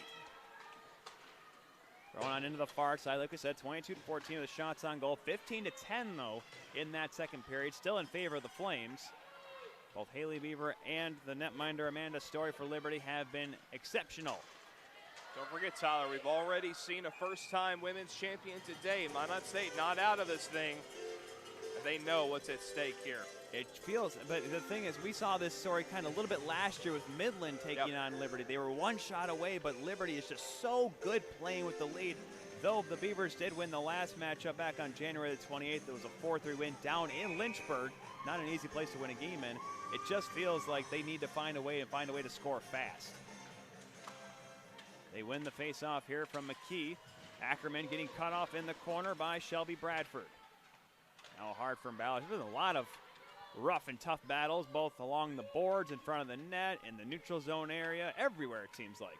I'll have to look back, but I think, if I'm not mistaken, in the last year's championship game, I think Liberty was actually leading by 2 going into the third of that game. So a little bit different flavor here. Ackerman's shot gets blocked as Bradford just stood right in front of her. The captain, there's a bad angle try, had to be pushed away by Story. Follow-up chance, bounces around in the slot. Oh, and some tense moments as Perry put that towards the goal, and Story had to be sharp and hold on. Yeah, some pinball there in the Liberty Flames zone. Not necessarily a bad thing, especially in this building. Perry getting that last poke on the net with the puck bouncing around, and Amanda Story having to flex, be reactive. And the way the puck is spinning, that's why it bounces like that. I mean, I don't want to say it's easier to read when it's spinning like that, but it gives it at least a little bit more juice to it when it's bouncing around like that. But look out, off the ref, it's at the side of the goal, and Story, puck was still free, but you put the paw down long enough for the ref to blow the whistle after the ref almost got an assist for the Beavers there. Yeah, you took the words right out of my mouth. Would have been a secondary assist there as the ref disrupted the bounce around the boards, and a centering pass went to the front of the net, just shut down right at the side. Send out the Zasha Adamek line here for the Flames. It's one on back though by Sydney Spicer of the Beavers. In the corner now, centering pass out in front. Oh, what another great save. Best one of the day right there, the blocker of Story. Robbie Colbita, another try, goes through the slot and wide. Biggest save of the game, maybe not just in style, but also of importance. The Flames still leading 2-1 thanks to another great save by the junior. Another one towards the goal, easily sticked off to the side by Story. Yeah, a little hobble to it, though, on that shot from Spicer. A little tough to track. Adamek couldn't get to that puck. Jillian Gervin back in the corner. Looking to move it up the wall. Switches off with Sigurdsson. She gets tripped up a little bit. Look out. Here comes Madison Glenn by herself, rushing the puck this time. She shoots, but it goes off the stick and wide. Good job coming back on defense is Hannah Gray. Madison Glenn may have gotten away with a trip there, and she was just going to take advantage and play through any whistle. Jillian Gervin, she wants to skate it ahead, but quickly coming back and taking it away was Rihanna Spanier for a second before getting checked, before dumping it in. The captain of the Minot State Beavers, Hensley Fondele, who has had some looks in this game, but is unable to get on the score sheet for now, at least. Yeah, Gervin was tired at the end of a shift, but you got to try to do what you can to keep your pace up if you're patrolling the puck through the neutral zone. Back to the point. German on a cross. Shot deflected, but on the wrong way. That time was McKenna Walby after the try coming from the point from Aspen Cooper. The Thompson Okanagan Laker AAA product. Here come the Flames back the other way. Britton Fussy will just dump it on in, where it'll be stopped behind the goal by the netminder Haley Beaver. No shots on goal she's had to face as of yet. Spiked back on in there by Ziefel. Skips on over to the far side. Look out here, possibly something for Liberty. At the right point, Oaks just has to calmly keep it in while she was being pressured up high. Here comes Cooper once again, flips it on and spins on edge. Will this one have enough for icing? Yes, is getting back first is Oaks. Lloydminster PWM Steeler AAA product. Very good freshman defender for the Flames. The Flames will be happy to take advantage of keeping this group of Beavers on the ice, getting a chance in their offensive zone. Got battles on the ice with Britton Fussy. They've been two big creators. Oh, look out, there's Glenn again. Glenn has it again. Glenn with a wrist shot. Save this one right down the middle this time and held by Beaver. I mean, she has had to fight through to get pucks on net every single shot. I don't think she's ever had a shot blocked. She's been able to get it through. If it's not going to go on net, it's going to miss barely. Another face-off win by Spanier. Fussy this time will go over to the far side. Off the wall, spiking it down low is Peyton Carl. Right in front of the Zamboni door, centering pass. Fussy couldn't go skate to stick out the feed from Battle. Slap shot, that one is blocked, is getting in the way. His Colbita, who's saying, I got to try to make an impact somehow, doing so defensively on that one. Here's Fussy, left wing. Good job by Cooper to knock it off her stick. And now will be some room for Jordan Colbita.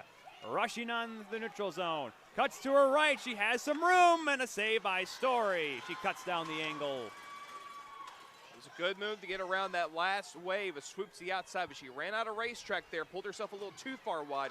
Would have liked to have seen her maneuver back to the inside. A couple of Beavers collide near the bench. And it could have been considered maybe too many players on the ice. As actually the one that fell down was Colbita. Colbita got shaken up there. Oh boy, we'll keep an eye on that. As now on the ice is McKee. Yeah, she has not gotten up. She made her way to the bench, but only crawling. It's a weird collision. As the leading scorer for Minot State in some distress now. Just a mishap by the door. We've seen a couple of those this tournament. Colbita is still down. Gracie Perry back in here for the Beavers. A centering pass knocked around, and it'll be collected here. Here comes Jed Rizek out of her zone. Could not get it too far, though, past the red line as it's taken back here by the Beavers. 5 minutes gone in this third period. 1 goal lead for Liberty. McKenna Beard, a shot, juicy rebound, but unable to find it in time with Schneiders. Here come the Flames the other way. Britton Fussy, maybe a 2-on-1 if they hurry. Fussy shoots wide of the goal. And now we'll maybe go a little end-to-end here potentially as Ackerman tries to force the play. She was tied up with Jed Rizek as it gets dumped on in by the Beavers. And Colbita has finally worked herself to a sitting position, but she was down on her hands and knees after getting to the bench for quite some time. Out to the line, held in by Hannah Gray, softly put towards the slot, but it is intercepted as here comes Priscilla Ziefel, the Ithaca, New York native, flipping it on back deep into Beaver territory. Shots on goal, ready for this number? 7-1 in favor of the Beavers. Not even 6 minutes gone. Good fight back by the Beavers. Want to see some more quality generated here. Colbita back on the ice as Fondele carries it ahead. Shot, oh, and a long, bad rebound and almost following up on that one. Unable to get it, low as Riley Ball. Gray wrister looking for a deflection. It was, but it goes off to the side, not near the goal. Kolbita, centering pass. No one there in green as it gets knocked off to the side by Spanier. She has some room now to bring it on ahead. End of a long shift for her, so just flip it on in. Fond du Lac had a good chance in front, and it was a kind of an unorthodox pass into the slot. It was redirected close to the goal, but Fond du Lac was tied up with Emerson Oaks. Kolbita gets it away after Jedrzejczyk lost it. Look out, some nice moves by Norris, but she pushes it wide to the goal. Did some good shimmies from Norris that time. Just missing on the shot, focusing more on making that move, which isn't necessarily a bad play, but just could not hit the net. The lone goal scorer is Norris. That came all the way back near the 9-minute mark of the opening period. And the Beavers had a lead for at least most of that opening period before a late goal by Madison Glenn tied it up before Glenn put up the go-ahead goal just a couple minutes into that second period. Nice diving effort by Norris just to get it on in deep. Might not be a big play up on the board or on the score sheet, but that might be noticeable here as Spicer up the boards. German, slap shot, blocker save. The rebound is stopped as well. It's still loose, finally covered as the whistle blows. Nice stop by Story as the effort there by Norris paid and almost created a scoring chance. Schmidt was in front, didn't quite have body position on the defender around her, but it trickled off her stick and almost rolled to the goal line. Amanda Story spreading out and keeping the pads in the way. Good shot generated by German. You kind of wonder what Liberty's doing. Are they trying to deploy a more defensive approach to this period? Because Minot's been on full attack mode here. Shots are now starting to even up a little bit. 25 now in total for the Beavers. German out the line again. Here is Cooper, a shot. That is blocked as Jedrzejczyk got in the way of that one. It gets played up into the 6th row and out of play. See Jedrzejczyk make some shot blocks in this game. Good stick checks at the right times. A great defensive player. Need players like that to stand up in these moments and kill the clock on Minot. Former Gilbert Academy product. Certainly showing her defensive prowess. A face-off right outside the Liberty blue line. As they say, it went off a Minot stick last. 12.5 to go in this championship game. Fond du Lac on the ice. We'll see if she can be a net front presence on this shift. Hard battle off the draw, just pushed on in from her knees. Good effort by Shelby Bradford. Knocked on around those. The Beavers like to bring it ahead. Gervin couldn't get a handle on it. Now here comes the previously mentioned Jedrzejczyk, dumping it on into the Minot State zone, and she pokes it towards the goal as it skitters off to the side. Able to fight off McKenna Beard and get that second chance. Turned over, Battles goes wide to the stick side. A near disastrous cross-ice feed by Minot State almost came back to bite them. Battles leaning into that shot, getting the juice she wanted on it, but just a little high. Gervin now turns it over, bumping off the wall and skating down the right wing is Britton Fussy. Trying to get around Ackerman. She has someone in front. It's Battle. She keeps it herself, and a shot is blocked as McKenna Beard got in the way. Fussy on it again. Fussy gets collided with, and now coming out to center is Gervin. A little bit of a long shift for her, but she'll rush it in for an offensive chance. Shot, easy stick save made by Story. Good job to direct the rebound out of harm's way. Long pass deflected by Battles, unable to handle it cleanly. And icing is called as Battles was on the wrong side of the red line, so we'll come back down into the Liberty zone. Hair-raising moments here on both ends of the ice. Both teams getting close. It's either going to be the insurance marker or the tying goal. 11:21 now remaining. 12 shots on goal, and it looks like Coach Lowe's will take his time out. This is the last championship game we have here today on this Monday, March the 20th, as we already had Sioux College defeating Northeastern to win their first ever Women's Division II championship game. Tomorrow, the men will get a chance to win some hardware, beginning with the Men's Division III championship game at 1:30. For 5 o'clock, we'll see the Men's Division II final. Our friends Lou Gamlin and Devin Sarah will call that one, while Peyton and I will come back for the Men's Division I final. Still don't know who will be playing in that game. That'll be determined later this afternoon. Adrian College and Ohio University going at it in the first one. And then the nightcap, Minot State and Liberty. That must be a battle that's happened before today. Yeah, it sounds familiar, doesn't it? No, don't worry. It's not going to be these players going back and not doing a two-a-day. It'll be the men's team where the number 1 Beavers will be meeting up with the number 5 Flames in that semifinal. We come back here down to our right with 11:21 to go in regulation. I want to update you on the final minute now of Final Four play. Michigan, 2-1 lead over Grand Valley in Men's Division I, or Division III rather. That shot goes wide of the goal off the stick of Megan Norris, and the shattering the stick of Sigurdsson. She has to go get a fresh twig as Ackerman keeps it on in deep. It was a sneaky second effort there at the side of the goal for Sydney Spicer. And getting hauled down behind the net was Spicer, so it'll be a power play for Minot State here. A chance to tie the game. This is what I was talking about. You want to get in the offensive zone and grind away, and this time they force Liberty to make a mistake and go to the box, and this is a must score if you're Minot, or at least get really close and just keep grinding away on Liberty. Aislinn stretch will go off for 2 minutes for the trip. Minot State 1 for 1 on the game after just scoring once on their first 19 attempts of this tournament. They would not mind their third goal of their national run here. Face-off won though by Liberty, and it's slapped out good. At least way to slow it down is Sigurdsson, as she doesn't have to completely retreat to her own zone.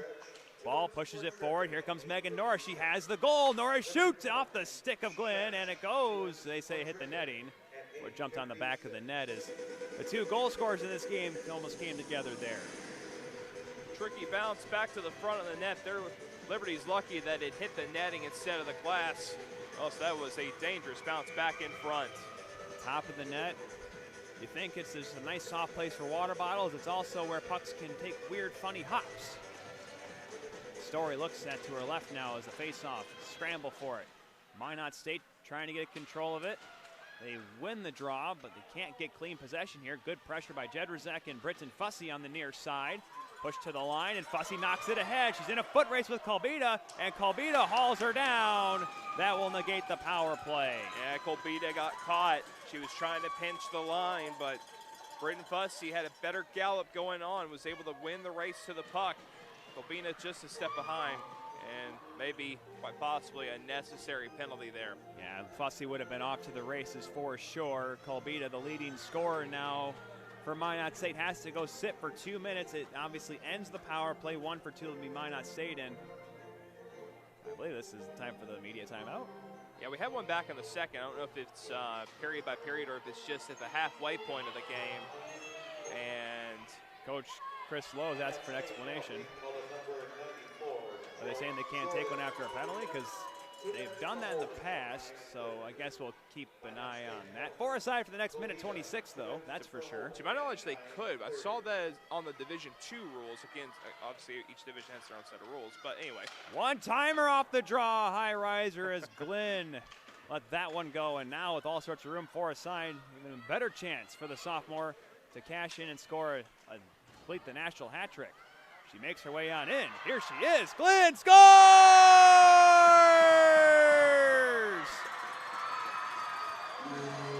Right on cue. Let the hats fly. Madison Glenn. 3-1 Liberty. Well, I knew I had to stop talking quickly a second ago because the puck was coming back toward Glenn. She gets a second chance on the rush, driving in from center. A beautiful move to deke in and put it top shelf for a 4-on-4 goal, but more importantly, the 3rd goal for Liberty and the 3rd goal for herself. And indeed, Tyler, we got a pile of hats up there. Deservedly so after just 5 in the regular season. 3 in this game for the Saskatoon native. I wonder who the MVP might be if Liberty ends up winning this thing. A tournament MVP will be decided, but game MVP and first star might just be 2-2 in white. Still a lot of time though, but Liberty has now a nice advantage, a nice 2-goal cushion. Time of the goal, 9:47.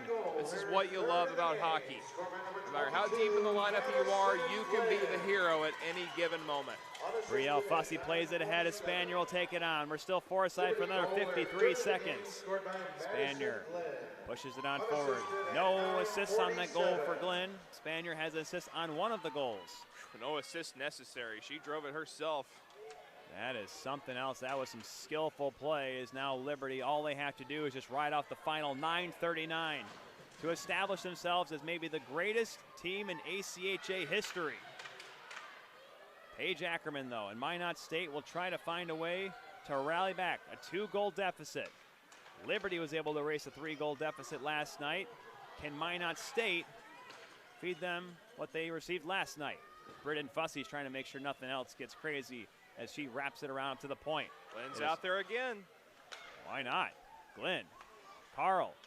Glenn waits, doesn't have a good angle, so she goes back up top.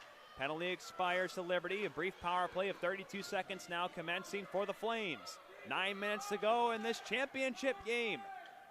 Women's Division I action here on Hockey TV. Carl wants the one-timer. She'll take it. Wide of the goal as Battles was looking to deflect that one on. Flipped on out to center with 15 seconds to go in the penalty. Till Colbita. Here's Spanier. Drops it back for Glenn. Glenn will shoot. It goes off the backside of number 21 Spanier. Now here's following up is the captain Bradford. Bradford shoots. Knocked down in front. Ackerman will clear it out to center. Penalty expires. We're back to 5-on-5. Officially now will be a 1-for-3 power play for Liberty.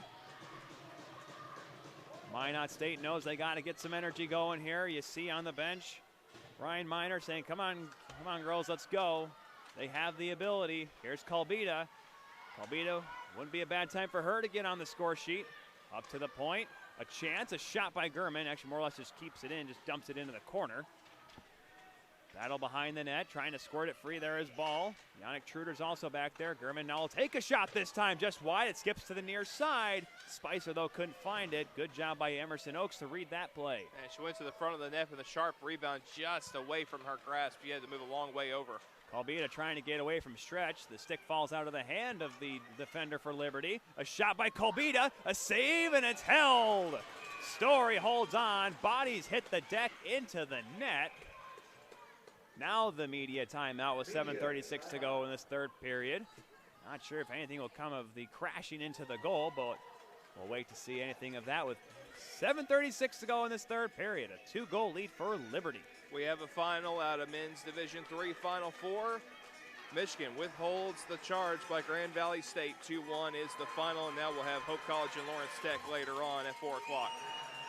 We talk about the rematch that we didn't get here in Women's Division I with Midland and Liberty. Minot State negating that. An opportunity for another rematch tomorrow afternoon as Hope College, looking to win a third straight championship, has to beat Lawrence Tech first before possibly a second consecutive date with Michigan. Tyler, this is incredible. In that Michigan-Grand Valley game, 3 goals, 2 by Michigan, 1 by Grand Valley, all within the span of 22 seconds. Wow. 23 seconds, rather. Just how the way the puck bounces, as we've seen more often than not here this weekend at the NESC.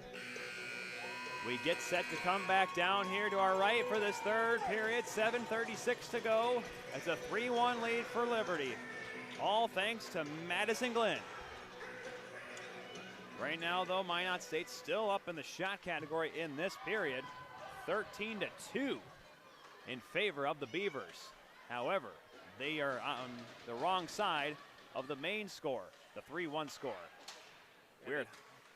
Go ahead, Mr. Turnage. And the championship is in the building just below us in the tunnel, within view of the players. To get a visual of what's truly at stake in the final 7-10 of this game. Sioux College has already tasted trophy victory today. Here comes Liberty looking for more. Truder on a cross. Unable to connect with Brielle Fussy coming in late. Poke to the line, but not out. Fondele pushing up the boards here as Minot State just got to find a way to get something here and get something quick if they want a chance to come back. Long bomb pass out there, unable to get it to Colbita. Good read as offside is called as Fussy had not gotten back in time, so we'll have a face-off outside the Minot State blue line. Well, this might shock you, Tyler, but this is a team that knows how to play with the lead. 18-2-1 on the season, perfect 19-0 last year. 5-time defending champs if they can get it done today. Funny how people thought just because they actually lost a couple games that people thought that Liberty was that much down, but then again, it's really hard to go back-to-back years of undefeated hockey. I mean, just in general, even if you are the best team in college hockey or high school hockey and whatnot, every team will lose eventually. There's been a little bit of turnover for the Flames, but many of the key pieces still there, including that one, Haley Battles. Battles is just a sophomore, man. I tell you what, she's going to be something by the time she becomes a senior if she continues to progress the way she has. Here's Megan Norris, though, for the Beavers. A centering pass of one-timer, fanned on. Getting a little touch of it was Spicer. Poked out, look out. Here comes Battles, getting around Ackerman. She just slaps it on in. You think some players would try to rush that puck up the ice pay and try to take it in. Battles knows what's at stake. She just dumped it in. Smart play. Ooh, big hit the line by Truder. The two sevens coming together, and it was Truder running over Sigurdsson. No worse for wear is the Minot State defender. She comes back into the play as it'll be taken on ahead. Cross-ice feed, intercepted. Jillian Gervin kind of being checked as she just pushes it back in the Liberty zone. And quickly comes right back out to the neutral zone area where the Beavers will collect it. That pass misses. Starting to see a tired, dejected Minot State team. You're starting to see the body language when they go off the ice. At times, they've needed to be more powerful. We've seen some dump-ins from the point. Need to see some strong shots on goal. Trying to get something going strong as Fondele. She's cut off. Welby fans on that pass attempt. Tries to sweep it down low, but puts it right into a pair of skates. Once again, another firm battle along the boards. Welby, Cooper, one-timer, blocked. Spinning, shooting, all while falling back. A great save by Story. My goodness, she's made a couple of 10-bell saves in this one. And that's what we're talking about. Shots generated, hard one from the point. Welby with a spin-around chance in the slot with Amanda Story just a little bit out of position. Down to 4:45 to go in this third period. Gurman, she's been a firecracker. A centering pass could not direct it on goal, did Welby. Battles up the boards as Jedrzejek now with some room. Out to center, and the Flames will just dump it on in. The championship game, Liberty has been here so many times. They have succeeded so many times as well. Icing called against the Beavers with 4:21 to go in the third period. A lot of times when teams are in situations like this, I say that we're down by 2 this late, need to get a goal before the T-minus 5-minute mark, but now we're down to 4:21. Minot still unable to get a chance other than that one just a moment ago on the point shot and the spinning backhand rebound. Face off. Controlled by the Flames. Britton Fussy pushing it over to that far side. No points for her yet, but then again, she hasn't had to. She has Madison Glenn on that blue line. Flipped on ahead by the Beavers. Even though I will say that, despite not getting a goal or any points so far for Fussy, she has really been a catalyst for this Liberty team in this game, as this entire season for that matter. Offsides at the Liberty line. Oaks getting away with a trip on Norris. She got her stick tied up in the skates of Norris, putting her down. Of course, no intent there, but a lot of times referees will still call a penalty even if it is on accident. Timeout taken here with under 4 minutes left, and right now a rallying cry more or less from Ryan Miner, the head coach of the Beavers. A Beavers team that had only made it as far as the semifinals in the past. Making it here to this championship game. They started off on the right foot. That goal by Megan Norris certainly set the tone, but like I said, a couple pings on the iron and the right way in from Madison Glenn, and then that highlight reel goal just moments ago is the reason why the Flames are out in front by 2. Sometimes that can be mentally dejecting if you're Minot State. I think we let in a goal, but it had to be a point shot. And so it's just been tough for them to recover. They've been trying, but Liberty's got the better size, the better drive, and even more important, the experience of these championship games. Prior to last season, only Penn State at the men's Division I level had ever won 4 straight championships. Liberty is 354 away from becoming the first team to win 5 straight championships. Some barked at the 2021 as a shortened season. Some could not complain about last year's undefeated team, though, in 22. And this year's team, the quote-unquote down team, has certainly stood up to the task and has a comfortable lead in their eyes with 3:36 to go. We see Beaver creeping out of the net down to our left. One-timer, they score!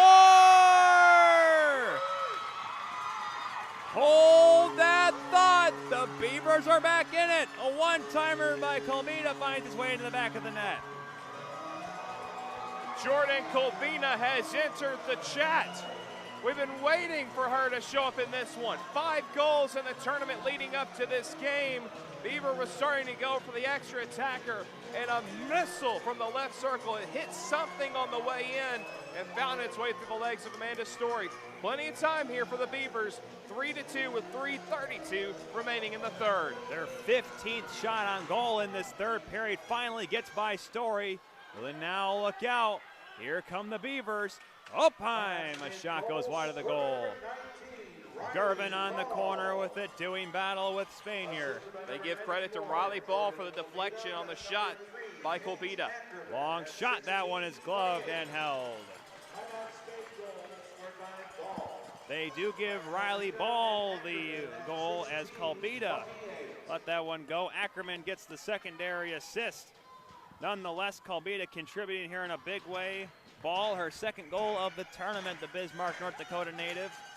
3:12 to go. Oh boy, hold on to your hats, everybody. Over 3 minutes to go here. Warning on Liberty for a potential face-off violation. Face-off to the right of Story.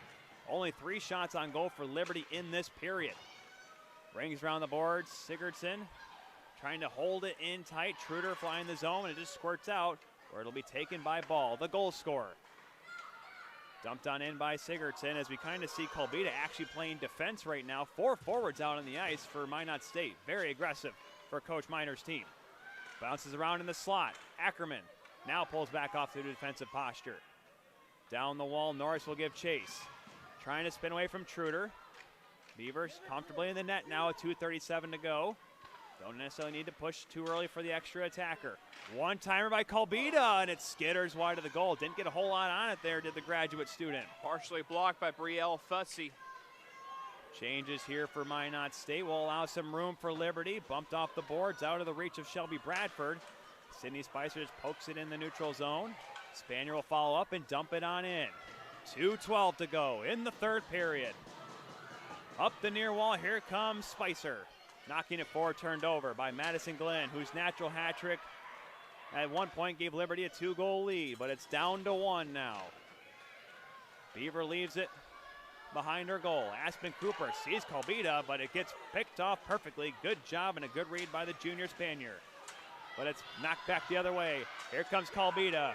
Hooked up a little bit, drops it back. Gervin, great effort. Spanier comes back. The puck's in the slot. Kolbita falls down. Glenn off the boards, but not out. Second chance. Good hold at the line by German, but finally directed out in the neutral zone. Kolbita got tripped up trying to go for that rebound, skating across the crease. They did not call it, and now she gets caught offside. Of course, she's been out there for quite some time. Gervin tried to wait as long as she could. Unfortunately, didn't see Kolbita back, and Kolbita has to take a break, you would think. She's been on the ice ever since that timeout, really. Yeah, I know she's tired, but when you're in that situation, you've got to hurry off of the blue line and tag up. That's a costly offside for Minot. Kolbita's right near the end of the bench, so certainly expect maybe in the next 20 seconds to see her out there as we have 1:25 to go in regulation. A 3-2 lead for Liberty in this ACHA Women's Division I National Championship game. Peebles puts it off to the near side. Ackerman, a ferocious pinch. Keeping it on in deep for the Beavers. Riley Ball trying to get away from Stretch. Passes in front. Nobody there in green. Swept to the line. Not out. Ackerman shot. Stopped by Story. Still in the net is Beaver. Creeping out. Away she goes. Kolbita back on the ice. The whistle blows. And they'll say Kolbita left too early, so the faceoff will come back to center, I guess, as a result. Kolbita got way too aggressive on that change as Beaver had not left the zone yet, or hadn't gotten to the bench yet. So we'll stay 5 aside, 58.3 on the clock. Another slight error by the Beavers. And how they don't get called for too many skaters, that is a huge break for them. I believe since it's just the goalie change, they just blow the play dead. Since it wasn't really played either by a player, but icing's called now against Liberty, so an offensive zone faceoff coming from Minot State.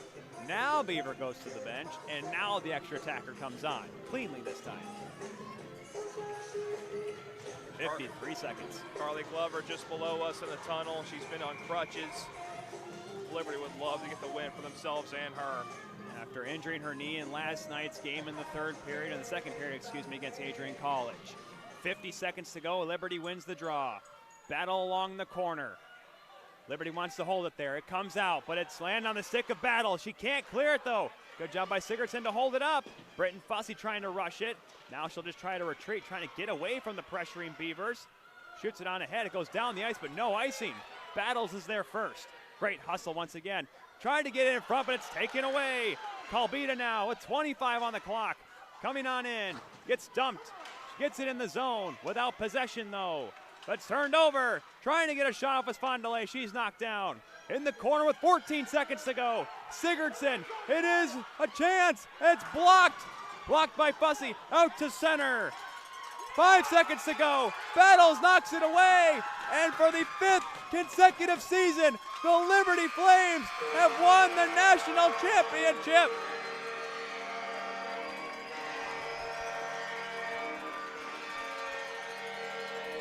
The final score in Women's Division I, ACHA Hockey of the 2023 National Championship Tournament, presented by Final Hockey. 3-2 the final score in an exciting, exhilarating, wild finish from the New England Sports Center.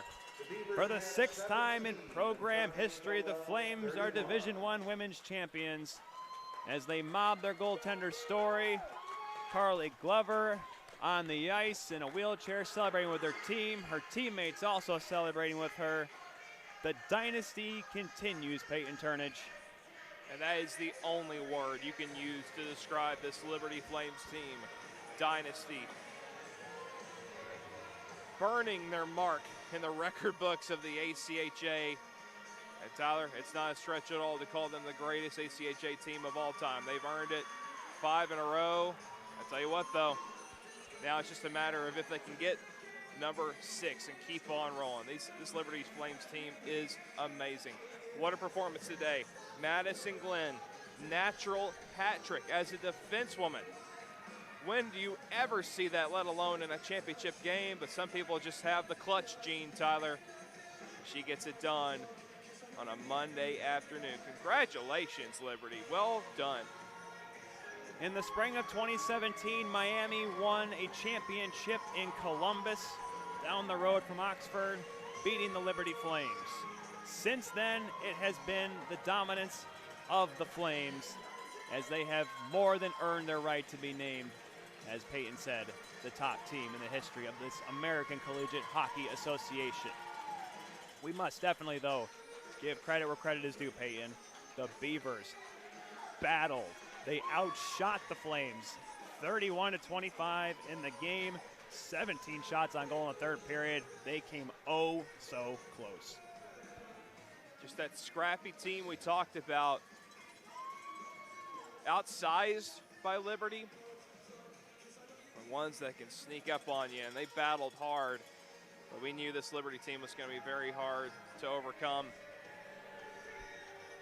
Champions once again, and a yard sale to our right. Liberty came in as the favorites of this tournament, though some thought maybe, they thought possibly, but they were able to overcome all the talk, all the yammer, and put on the hats, and they will lift the trophy and wear the medals as national champions. We'll send things down to ringside now for Andy Storrs as he gives the announcements of the runner-up trophies and the medals, as well as the championship trophy to the Liberty Flames.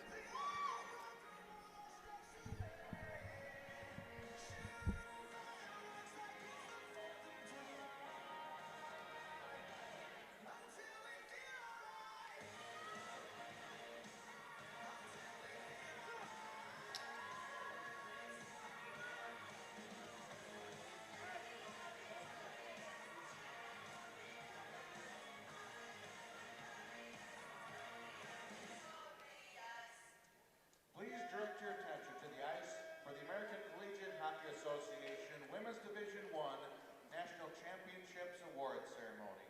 Making the presentations to each player today will be Molly Mahoney, Women's Division I Commissioner.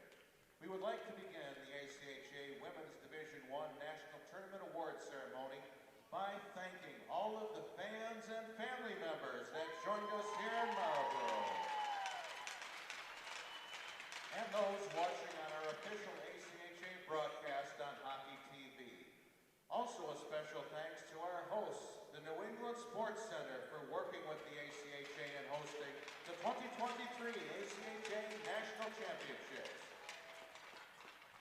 we would also like to thank the staff here at the New England Sports Center and all of our volunteers for their unmatched help this week. Congratulations to Liberty and Minot State on a great season and an even better showing here at the 2023 National Championships in Marlboro. This year's national tournament brought together the top 10 teams in Women's Division I.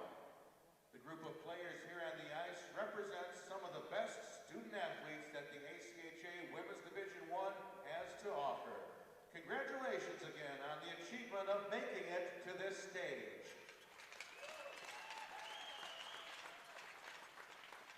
Prior to awarding the championship and runner-up trophies, the American Collegiate Hockey Association would like to recognize the 2023 Women's Division I National Championship Tournament Most Valuable Player.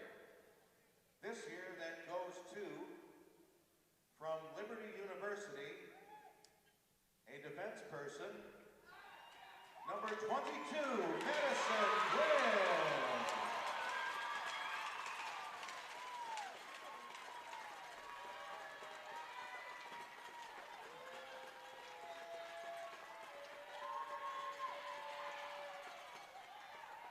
And now on to our individual awards ceremony. Will the following individuals come forward when announced to receive your national championship medallion? We will go in numerical order. Number 2, Brooklyn Brochamp. Number 4, Emerson Oaks. Number 5, Shelby Bradford. Number 7, Yannick Truder.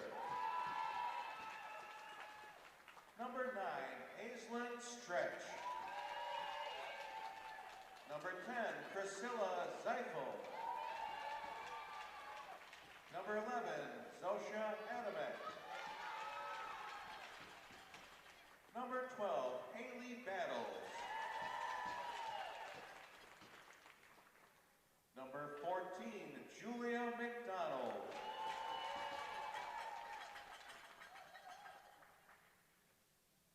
Number 20, Lindsay Chevrolet.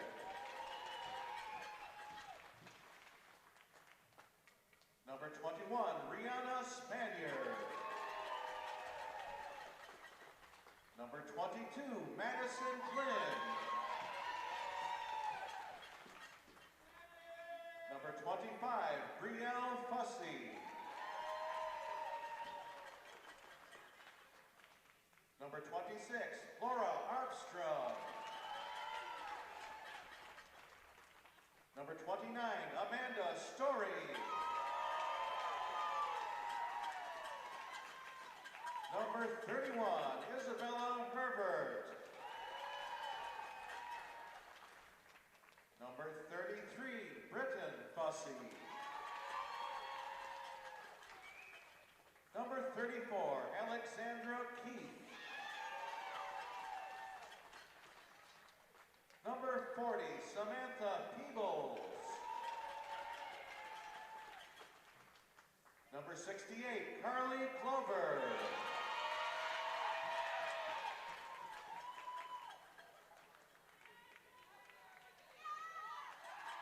Number 97, Peyton Carroll.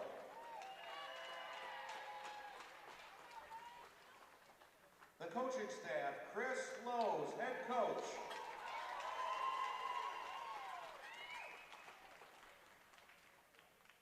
Assistant coach, Justin Forth. Assistant coach, Michael Morrison.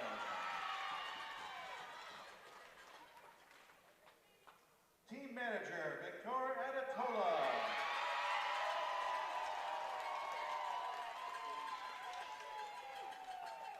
And athletic trainer, Kira Turner.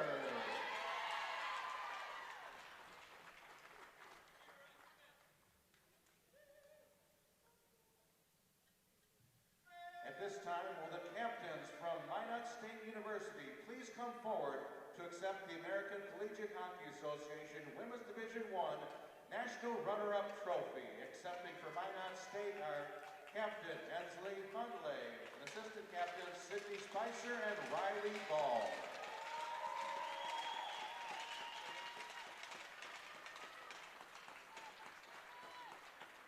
Let's have a round of applause for our runner-up, Minot State University. Congratulations on a season well done.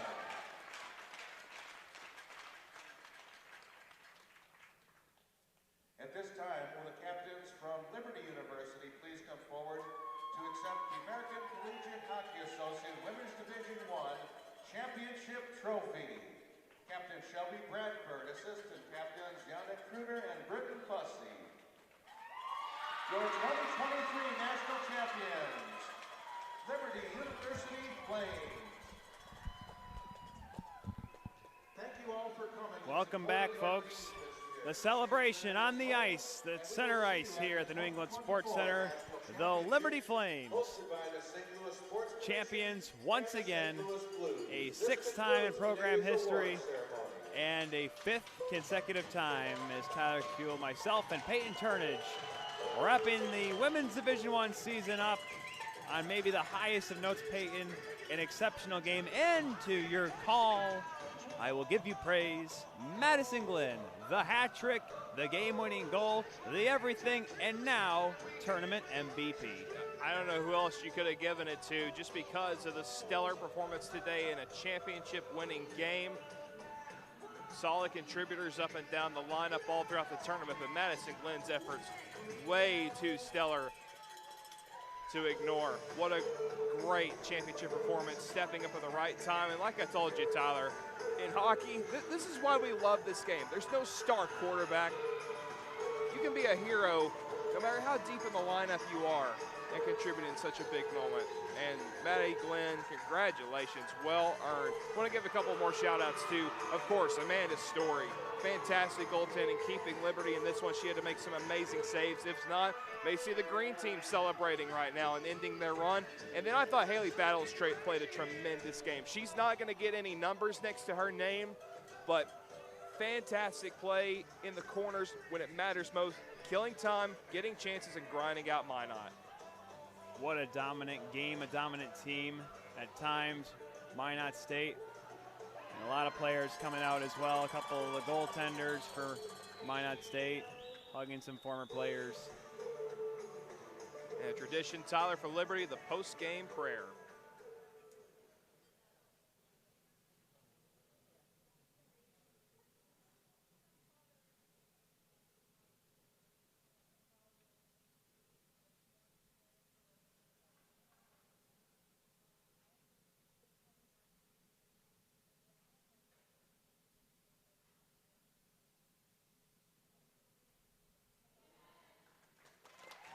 Of course, a lot of players on both sides. Both played for the Battleford Sharks in AAA, so a lot of former teammates in that group and in that pile. But it's the Flames that have a chance to celebrate here in Marlboro. Fanning the flames of victory, Tyler, for the 5th time in a row. And again, it's up to them, up to the challenge. Next year in St. Louis, can they do number 6 in a row? Well, they've certainly established something that is, it'll take a long time for someone to reach the pinnacle and the heights that Liberty has. Maybe the greatest team, and if not maybe, excuse me. Now we're getting individual trophy lifts, Stanley Cup style. Gotta love it. Well, that will do it here for us, folks, up here on Hockey TV. Marlboro, Massachusetts, the Liberty Flames win it again. ACHA Women's Division I National Champions. Folks, we're not going to be gone, though, for too long. As in just a little bit over an hour, the Men's Division I Championship game will be decided. The matchup will be decided as we will see Ohio and Adrian take on each other at 4:45, and then at 8 o'clock. It'll be Minot State Liberty Part 2 today. This time the top-ranked Beavers trying to make it to the national championship game. But for now, folks, I'm Tyler Kuehl, for our cameraman Chris, for my color commentator Peyton Turnage, saying so long and thank you once again for watching an amazing and sensational ACHA Women's Division I National Championship game.